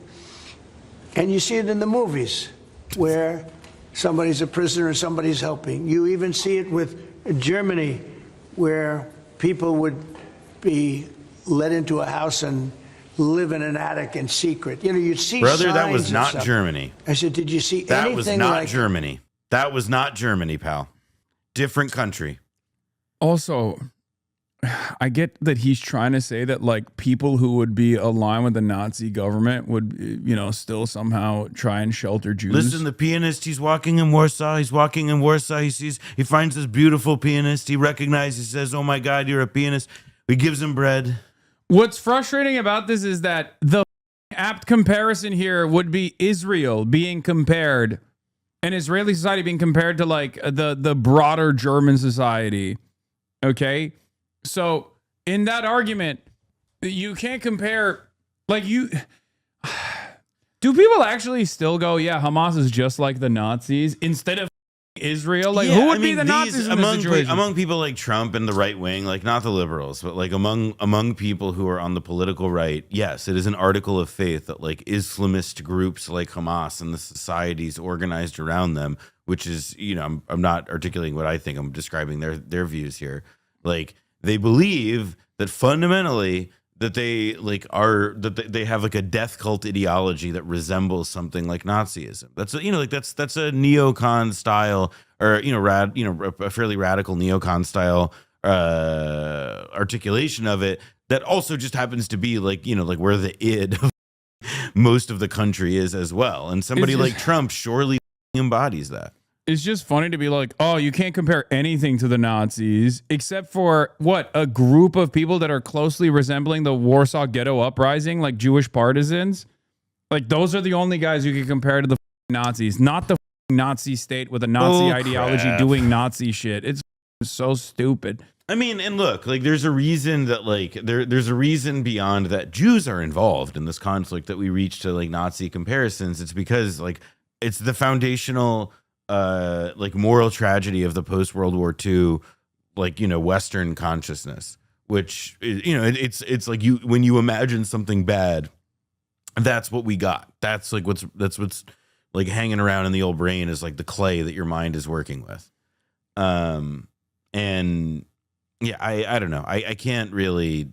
It's pretty, to me, the thing that's just like crazy is to say this, like talk about like they didn't give him a scrap of bread when like the direct crisis that you are responding to is like about a famine. Yeah. Like it's like there's just such a like that the wires aren't properly connecting there, whatever the fuck is like good Lord, you people are cynical. Did they wink at you? Did they say, don't worry, you're going to be okay? I ask that question all the time. I've never received one answer that said, yeah, they really wanted to help. No, the hatred is just incredible. So, an access to food issue. Yeah, what more can Israel do? Again, to the Prime Minister as well.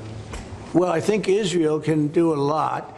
I will say that Iran, I think, interjected themselves in this last negotiation. Can you imagine the beating they took? We wiped out their nuclear possibilities. They can start again. If they do, we'll wipe it out faster than you can wave your finger at it. We'll have to do that. We will do that gladly, openly and gladly. They've been saying, Iran's been sending out bad signals, I'll tell you. For a country that just got wiped out, they've been sending very bad signals, very nasty signals. And they shouldn't be doing that. They shouldn't be doing that. They were talking about things that they shouldn't be talking about. They were interviewed on a recent show, and the foreign minister saying things that he shouldn't be talking about, shouldn't be saying. And I think they got involved in this negotiation, telling Hamas and giving Hamas signals and orders, and that's not good. That's not good. I would say, look, we need to get the hostages out. They've been held for a very, very long time, and we must always start from there.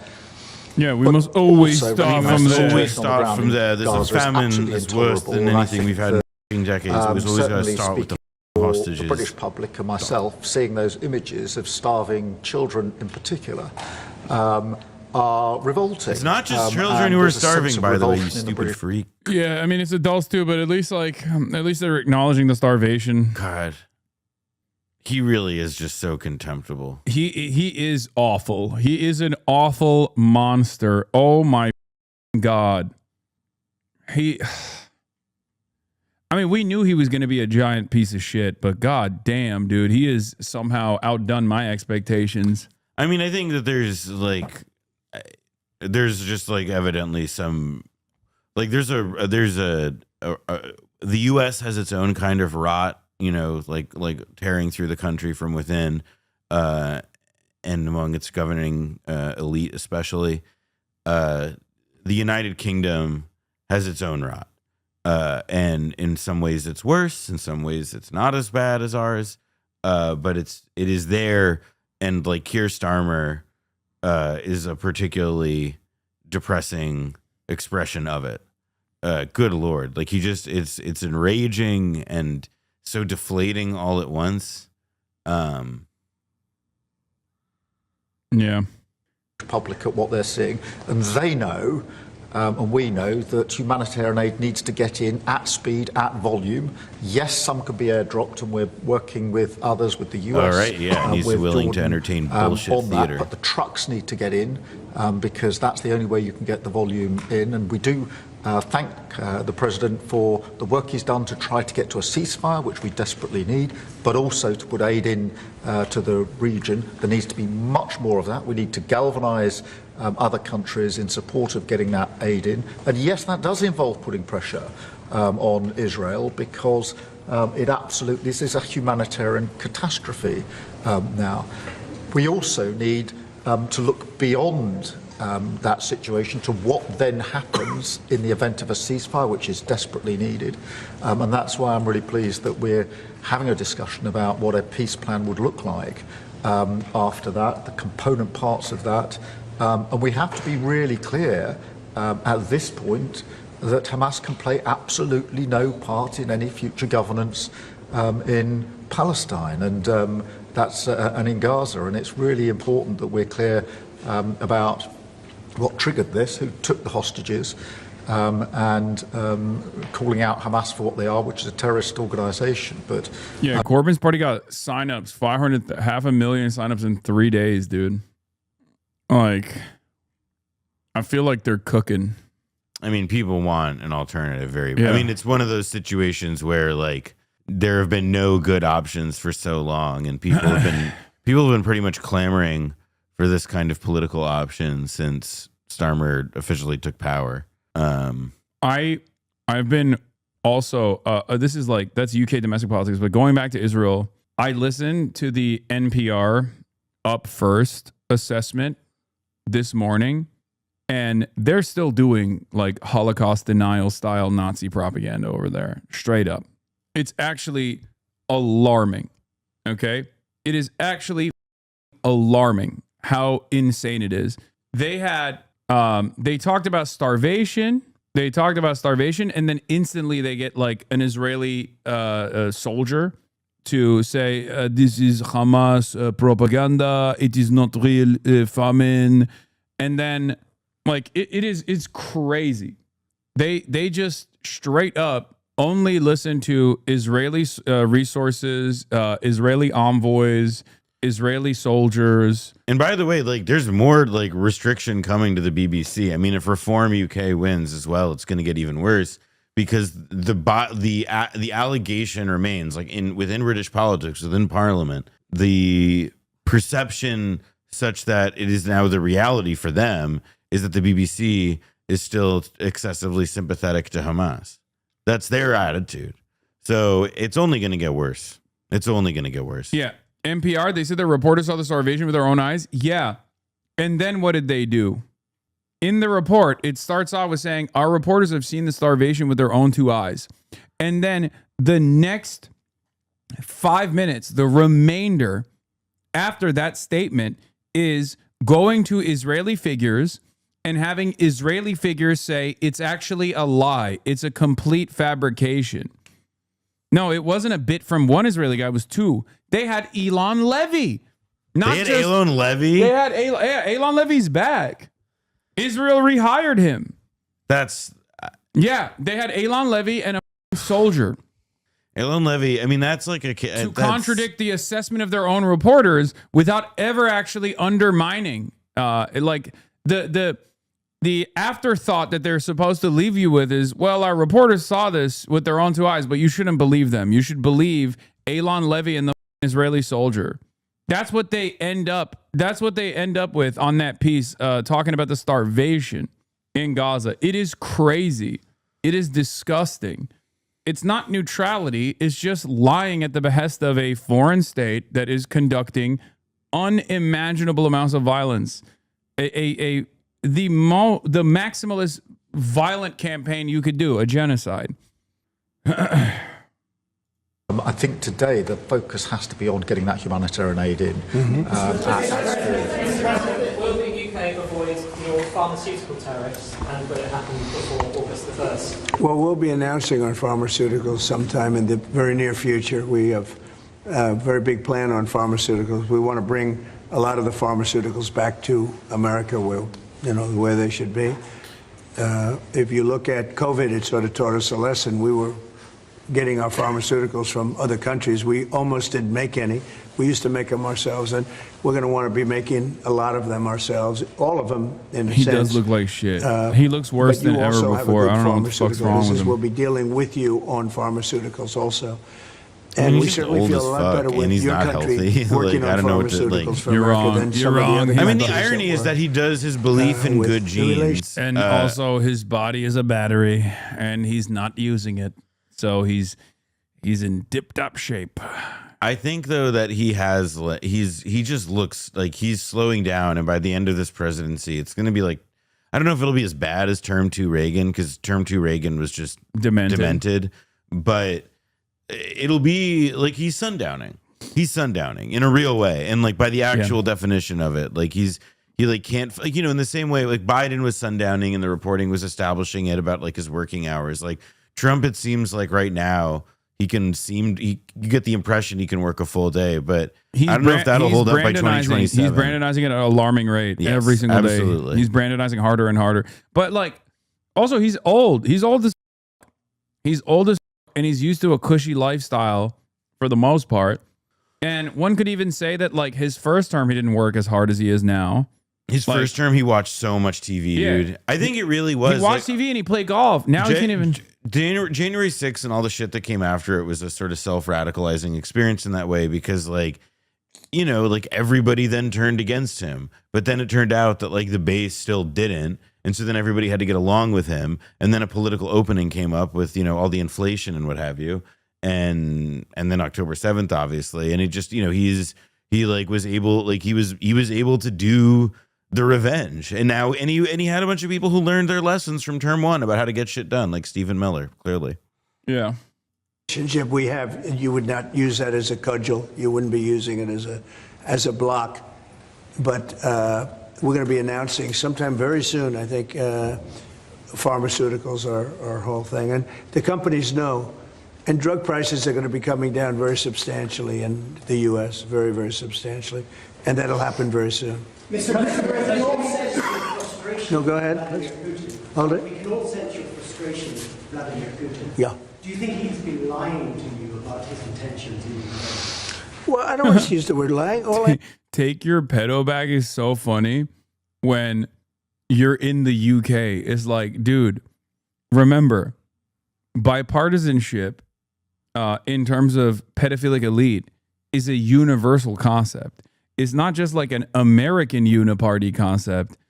It's certainly a British one too, Dog, your royals are embroiled in scandal because of our pedophilia distributor.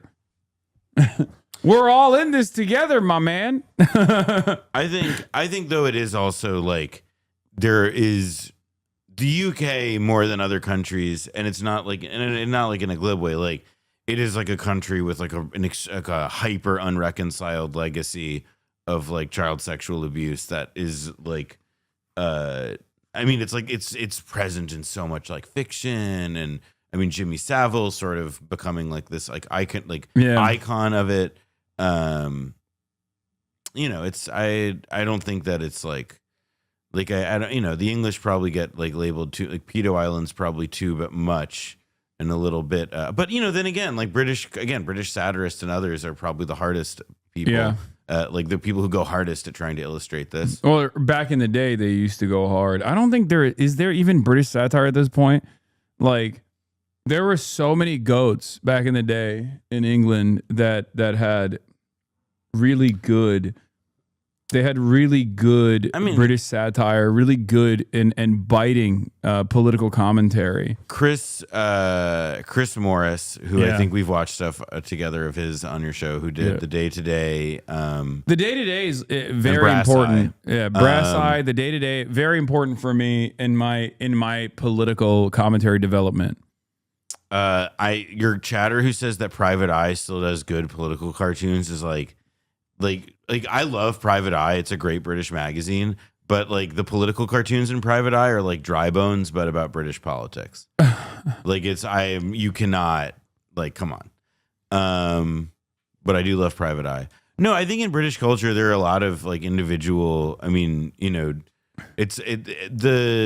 Private Eye. Sorry, the UK like political satire culture, whatever, at this point, like my impression of it feels that it's less like you can point to like institutions or even like shows or programs that are left, but more just like individual voices that can break through at a given moment.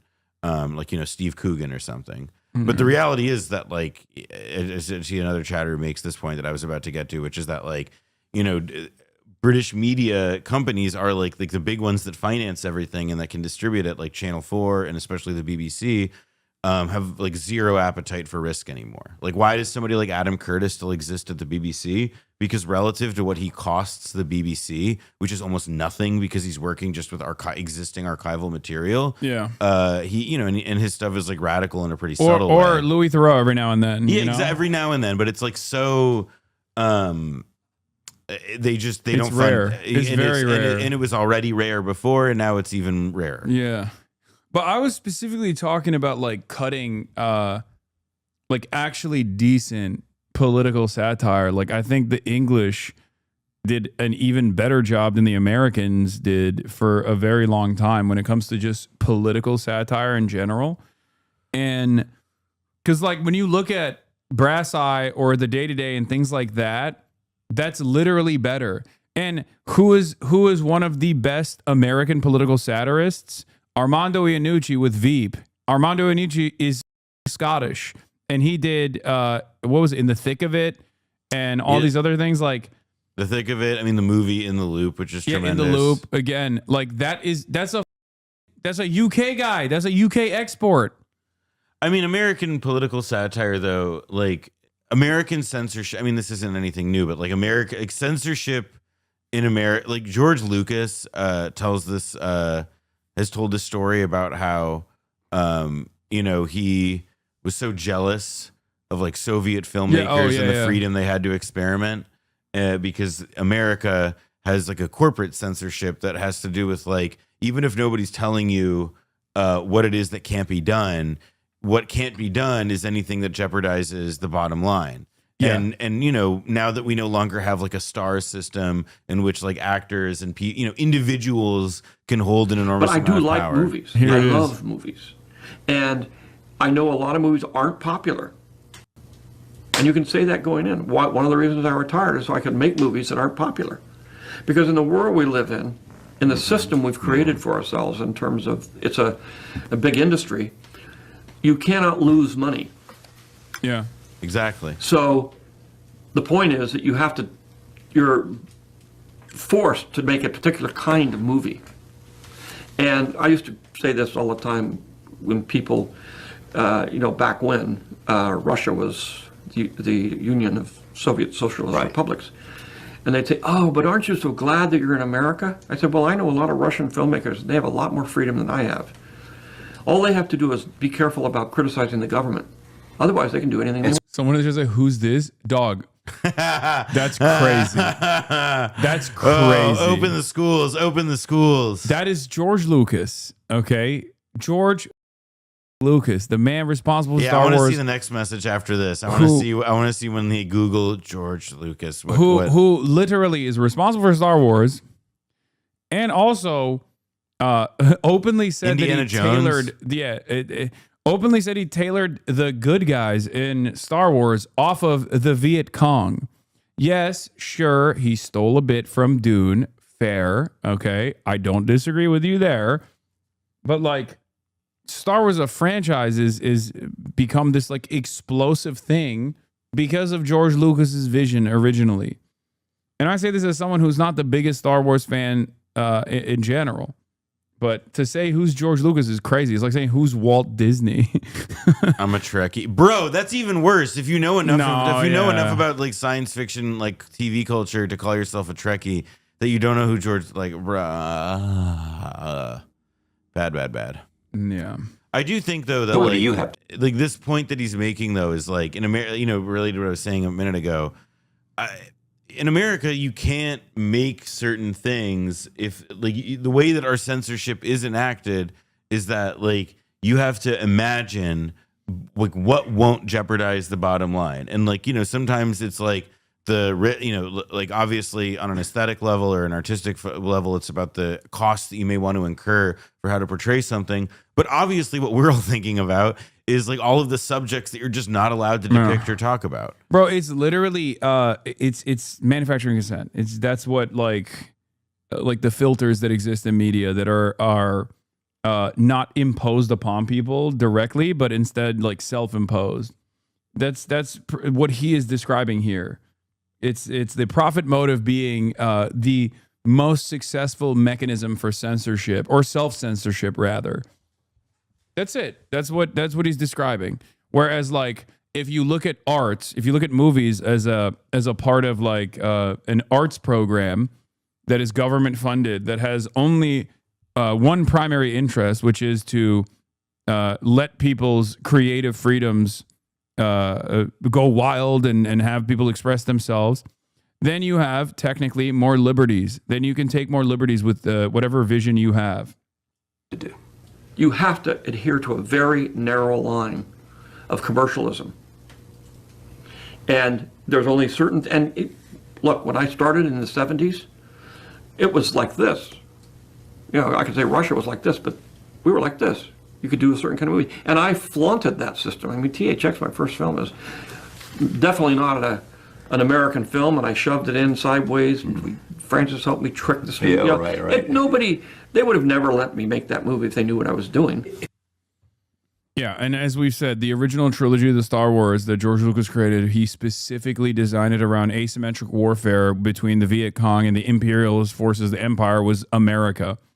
Yeah, I would also add that like a big piece of this though was that like the situation has just degraded so substantially though in the last like 50 years.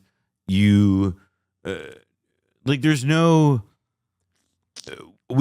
I would argue that like we just have like very little concrete and direct like social commentary at high level cinema anymore. Like mass entertainment products that engage in direct political commentary for the most part are like right wing slop like bullshit. Like it's like Jack Ryan style stuff.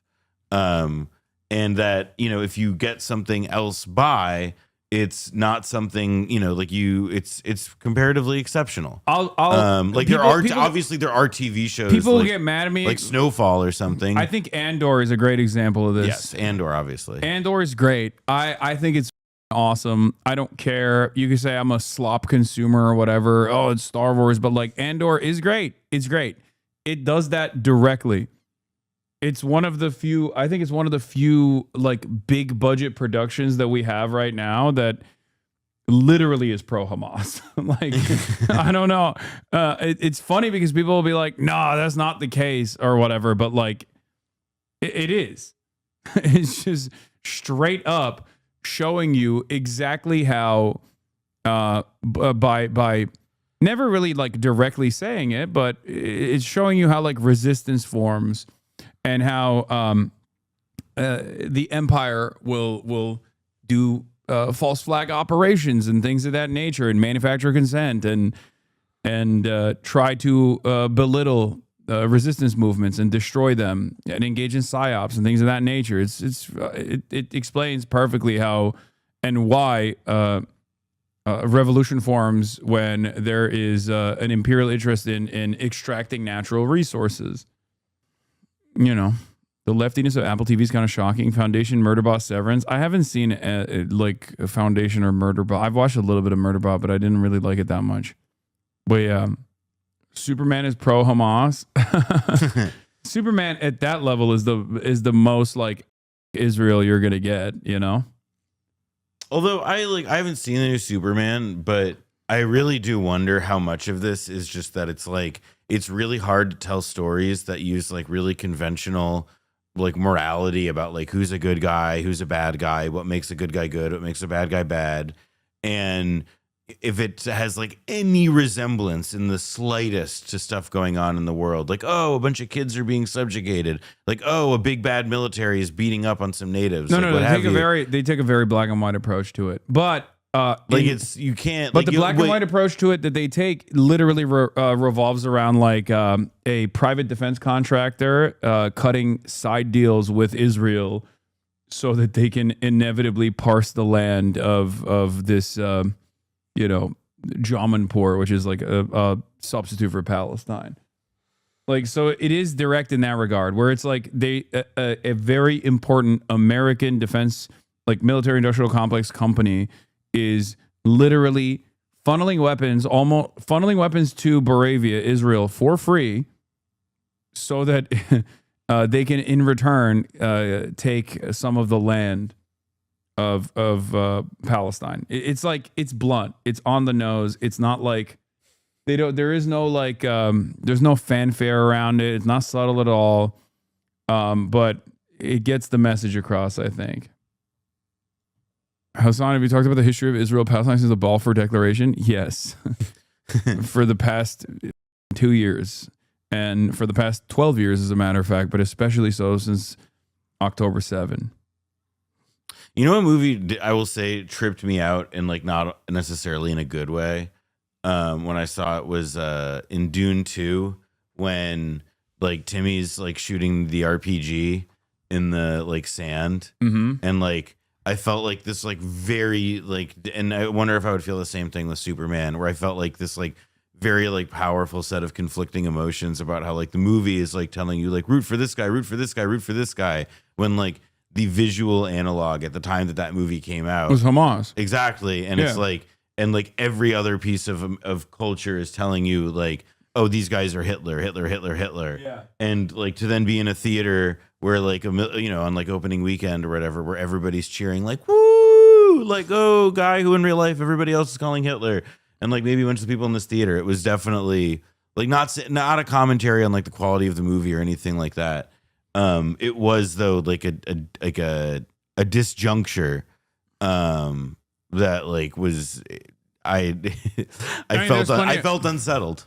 There's plenty of people that watch there's plenty of Gen Xers lead poisoned that watched Star Wars and loved it and unironically think that like they're the good guys. So while they are a close analog to the bad guys in the movie. So it doesn't matter, I think. They just see that. They just watch this stuff and they go, yeah, I'm the cool Fremen guy. That's me. And you know who else is the cool Fremen? It's like Israel saying that like the Nazi analog is Hamas here and not Israel itself. Here's what we need to go back to. People believe that shit. We need to go back to that time in like the early 2010s when like everybody in America just like identified with Transformers.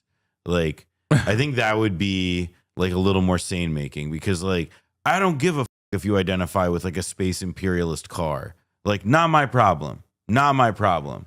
Like like I would feel definitely a lot better rather than like people appropriating Battle of Algiers style imagery, for like their Joker style tattoos or whatever. Yeah.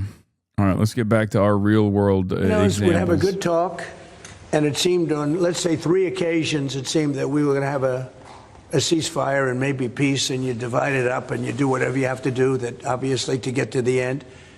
And all of a sudden, missiles are flying into Kiev and other places. And I say, what's that all about? I spoke to him 3-4 hours ago, and it looked like we were on our way. And then I'd say, forget it, and I'm not going to talk anymore. You know, this has happened on too many occasions, and I don't like it. I don't like it. You don't like it. Social media sites. There are new powers here to censor your sites. states mandates. To censor. Only thing he doesn't like about the Russia situation is that like his best friend has made him look like a fool. My That's side? it. Censor your site. You mean truth?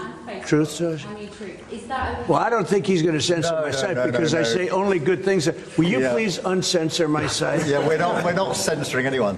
We've got some measures which are there to protect children, in particular from sites like suicide sites. We've had too many cases in the United Kingdom of young children taking their own lives, and when you look through their social media, they've Yeah, been bro. Probably because they're living through your government. Probably because they're children forcing themselves to live in the UK under the rulership of Lord Kid Starver.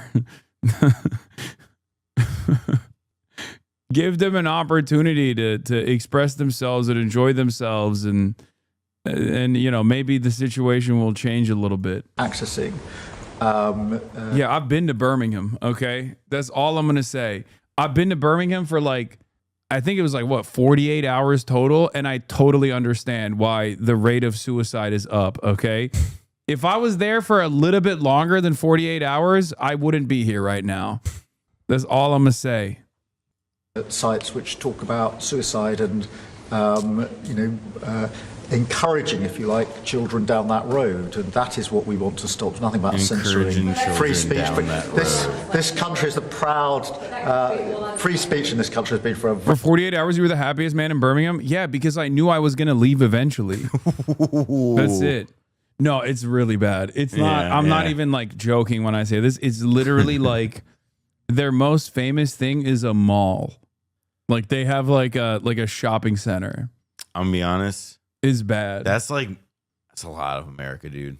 Oh, for sure. But also, but imagine now you're surrounded by English people and the weather is shit. Like, it's like there are plenty of places in America like that, but it's raining all the time, or if it's not raining, it's incredibly gray. And everyone's like, well, you doing, lad? Hey, what you doing? Imagine if everyone in Detroit was like that. Like, oh yeah, it's just, yeah. You know, what you saying then?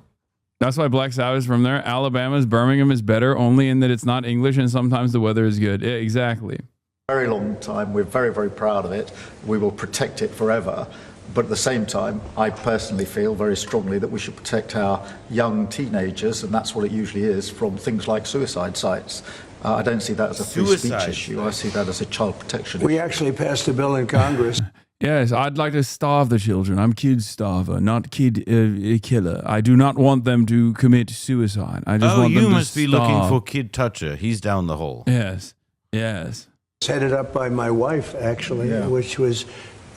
This is 10 times as big as anything you've ever said about Israelis, and I'm here for it. Yeah, that's true. That's true. Ain't nobody gets mad when I say shit about the English, okay?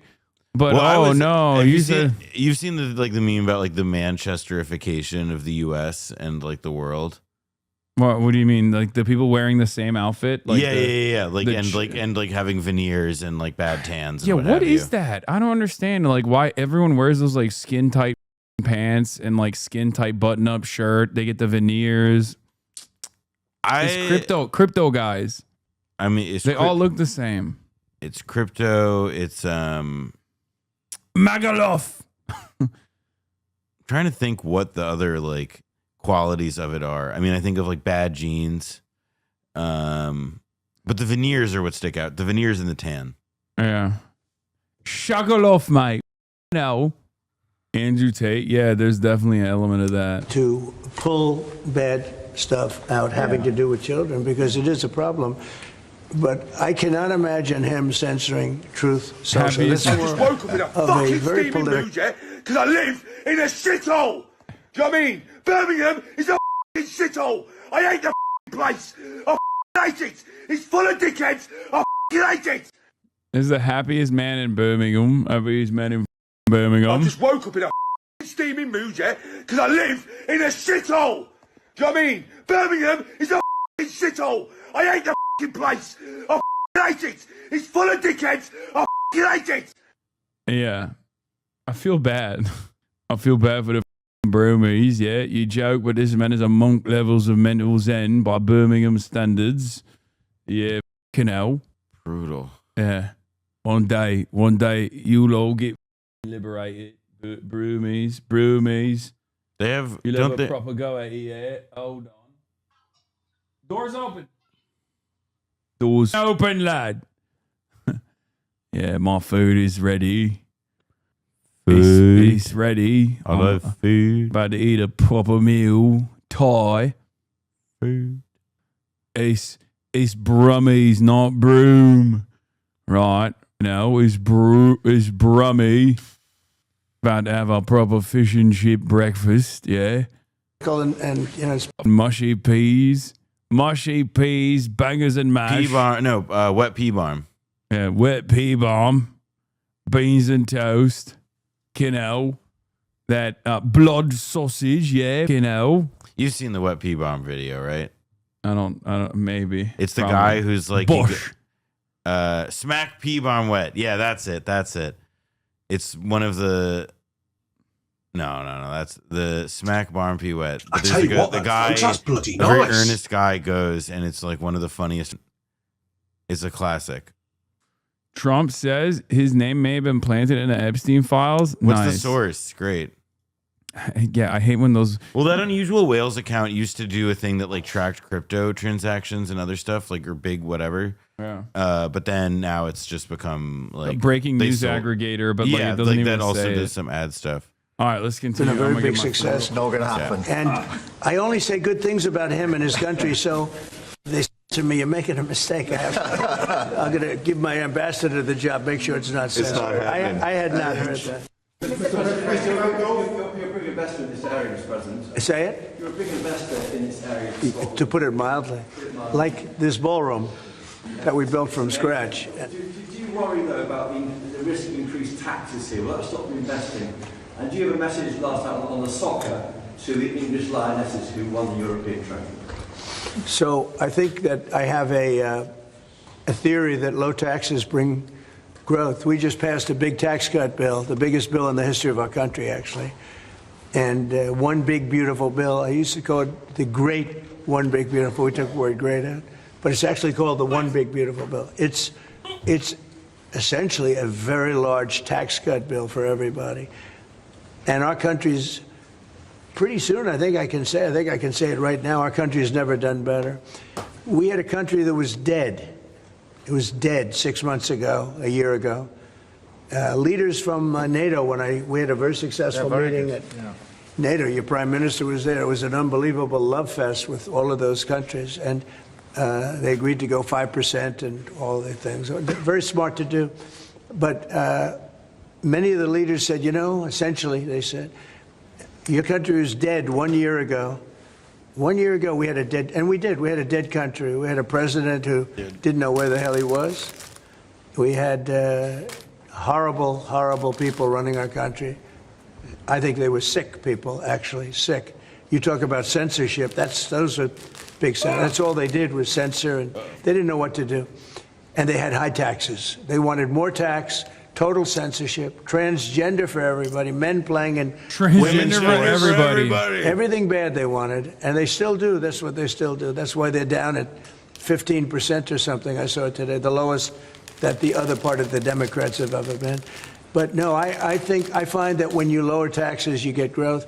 I will say this area, and the Prime Minister hasn't been here very long on all fairness. I think he'll be a tax cutter, but. I find that as we cut taxes, we did more business. In my first tax bill, we cut taxes from 39% down to 22%. And we ended up at the end of the first year, when it was still a little raw, we ended up taking in much more revenue than we did at 39%. It was pretty amazing. And we're taking in a lot of revenue right now. And this was an additional tax cut. So I find, for whatever it's worth, tax cuts are very good. Russia moved up the deadline. It's now 10 or 12 days. Is the sanction the same, that you're going to slap a 100% tariff on anybody who does business with Russia? So what I'm doing is we're going to do secondary sanctions, unless we make a deal. And we might make a deal. I don't know. You don't know. We've done so many peace deals. this is the one I started out with, and I know President Putin called me. He wanted to know if I could help him with Iran. I said, no, I don't need your help with Iran. I need your help with Russia. And so that's the one deal that continues to linger. And we're losing 5,000. They're losing. I'm not losing. You're not losing. But 5,000 Russian and Ukrainian kids a week are dying. And that's not mentioning the people that are dying also in towns where, he's lobbing missiles into certain towns like Kiev. And he's got to make a deal. It's too many people are dying. It's a really bloody war. And the 5 is now, they're really telling me that number is obsolete. It's like 7. That's terrible. So you have 7,000 Russian and Ukrainian soldiers dying every single week for no reason whatsoever. So you would think, based on common sense, you would think he'd want to make a deal. We'll find out. Publicly, have you had any other Ukrainian channels conversations with the Russians reiterating this? In what? Reiterating this new pressure and deadline. Yeah, we're going to have well, you're the press. I'm reiterating it to you. I'd say 10 to 12 days. I'll announce it probably tonight or tomorrow. But there's no reason to wait. If you know what the answer is going to be, why wait? And it would be sanctions and maybe tariffs, secondary tariffs. You know what a secondary tariff is.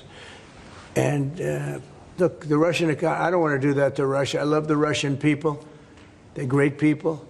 I don't want to do that to Russia. But this thing, they're losing a lot of Russians. They've lost 1 million Russians.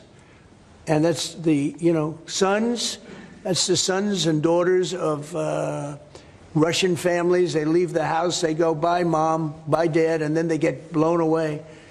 And Ukrainian, too. Look at Ukraine. It's a disaster what's happened there. But it continues to go on. As you know, we made a deal where the European Union is essentially involved, but it's NATO, and we're supplying weapons to NATO. NATO's now paying because the United States, because of Biden's in for $350 billion, the European nations are in for about $100 billion. Should be the opposite way, by the way, because we have a big ocean in between. Should be the opposite way. But I think that eventually something's going to happen. It should happen fast. So many people are dying. When I settled out with Congo and Rwanda, they lost almost 8 million people. And it just made so much sense. And if I didn't get involved, they wouldn't have done it. They weren't even thinking about settling it. It was just going on forever. And nobody could go into those territories because they'd get killed. They'd get killed. And now they have I hear it's a whole different ballgame. We settled it. This is one that should be settled. Russia, Ukraine. This is one that really should be settled. Mr. President, Scotland's First Minister has today set out his plans for a second referendum on Scottish independence. Can I get your reaction to that as someone with deep ties to Scotland?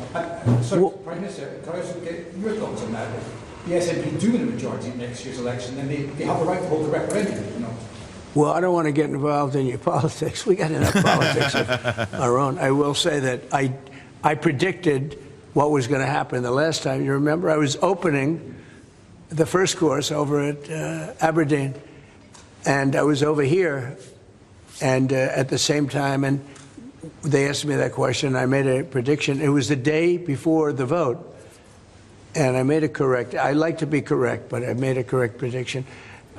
I don't know. I do say that when they made that deal, somebody said that it was, and I remember this very distinctly. I said, could they do this all the time? There was a little bit of a restriction, like 50 or 75 years before you could take another vote. Because, a country can't go through that too much. I don't know the First Minister, but I've heard great things about him. I've spoken to him. I hear very good things about him, and I'm meeting him today. So maybe I'll have a better opinion then. And let me answer that straightforwardly, because I believe in a stronger Scotland, in a better United Kingdom. And I think that at a time like this, when it's quite clear that there's uncertainty and volatility around the world, the strength of the United Kingdom together is very important for all 4 nations, very important for Scotland. And that should be our priority, that should be our focus, not on the politics, which feels like the politics of yesteryear now, at a time like this. And I think that the First Minister should probably focus more on his delivery in Scotland than on his constitutional issues, and we might have a better health service in Scotland. But at a time like this, I think the United Kingdom is always stronger as four nations. I think that's better for all four nations. I think that's how Scotland is stronger. Look at the deal that we've been able to do with the United States. A really important great deal for the United States that we made just months ago. That is what the United Kingdom can do when we act as a powerful set of four nations together, and there are very many other examples. Mr. President, you toured the Federal Reserve last week. And I did. This week. Oh, we know. Do you think your visit has inspired a potential rate cut, or how do you see things shaping out this week? Well, it's interesting. I did tour it. I toured the building. And if you looked at this building, if you came here like 14, 15 years ago, we've had it a long time. It's been an honor to have Turnberry. But I was on much more opulent walls, ceilings, floors. We had to do this. And we did a very great job.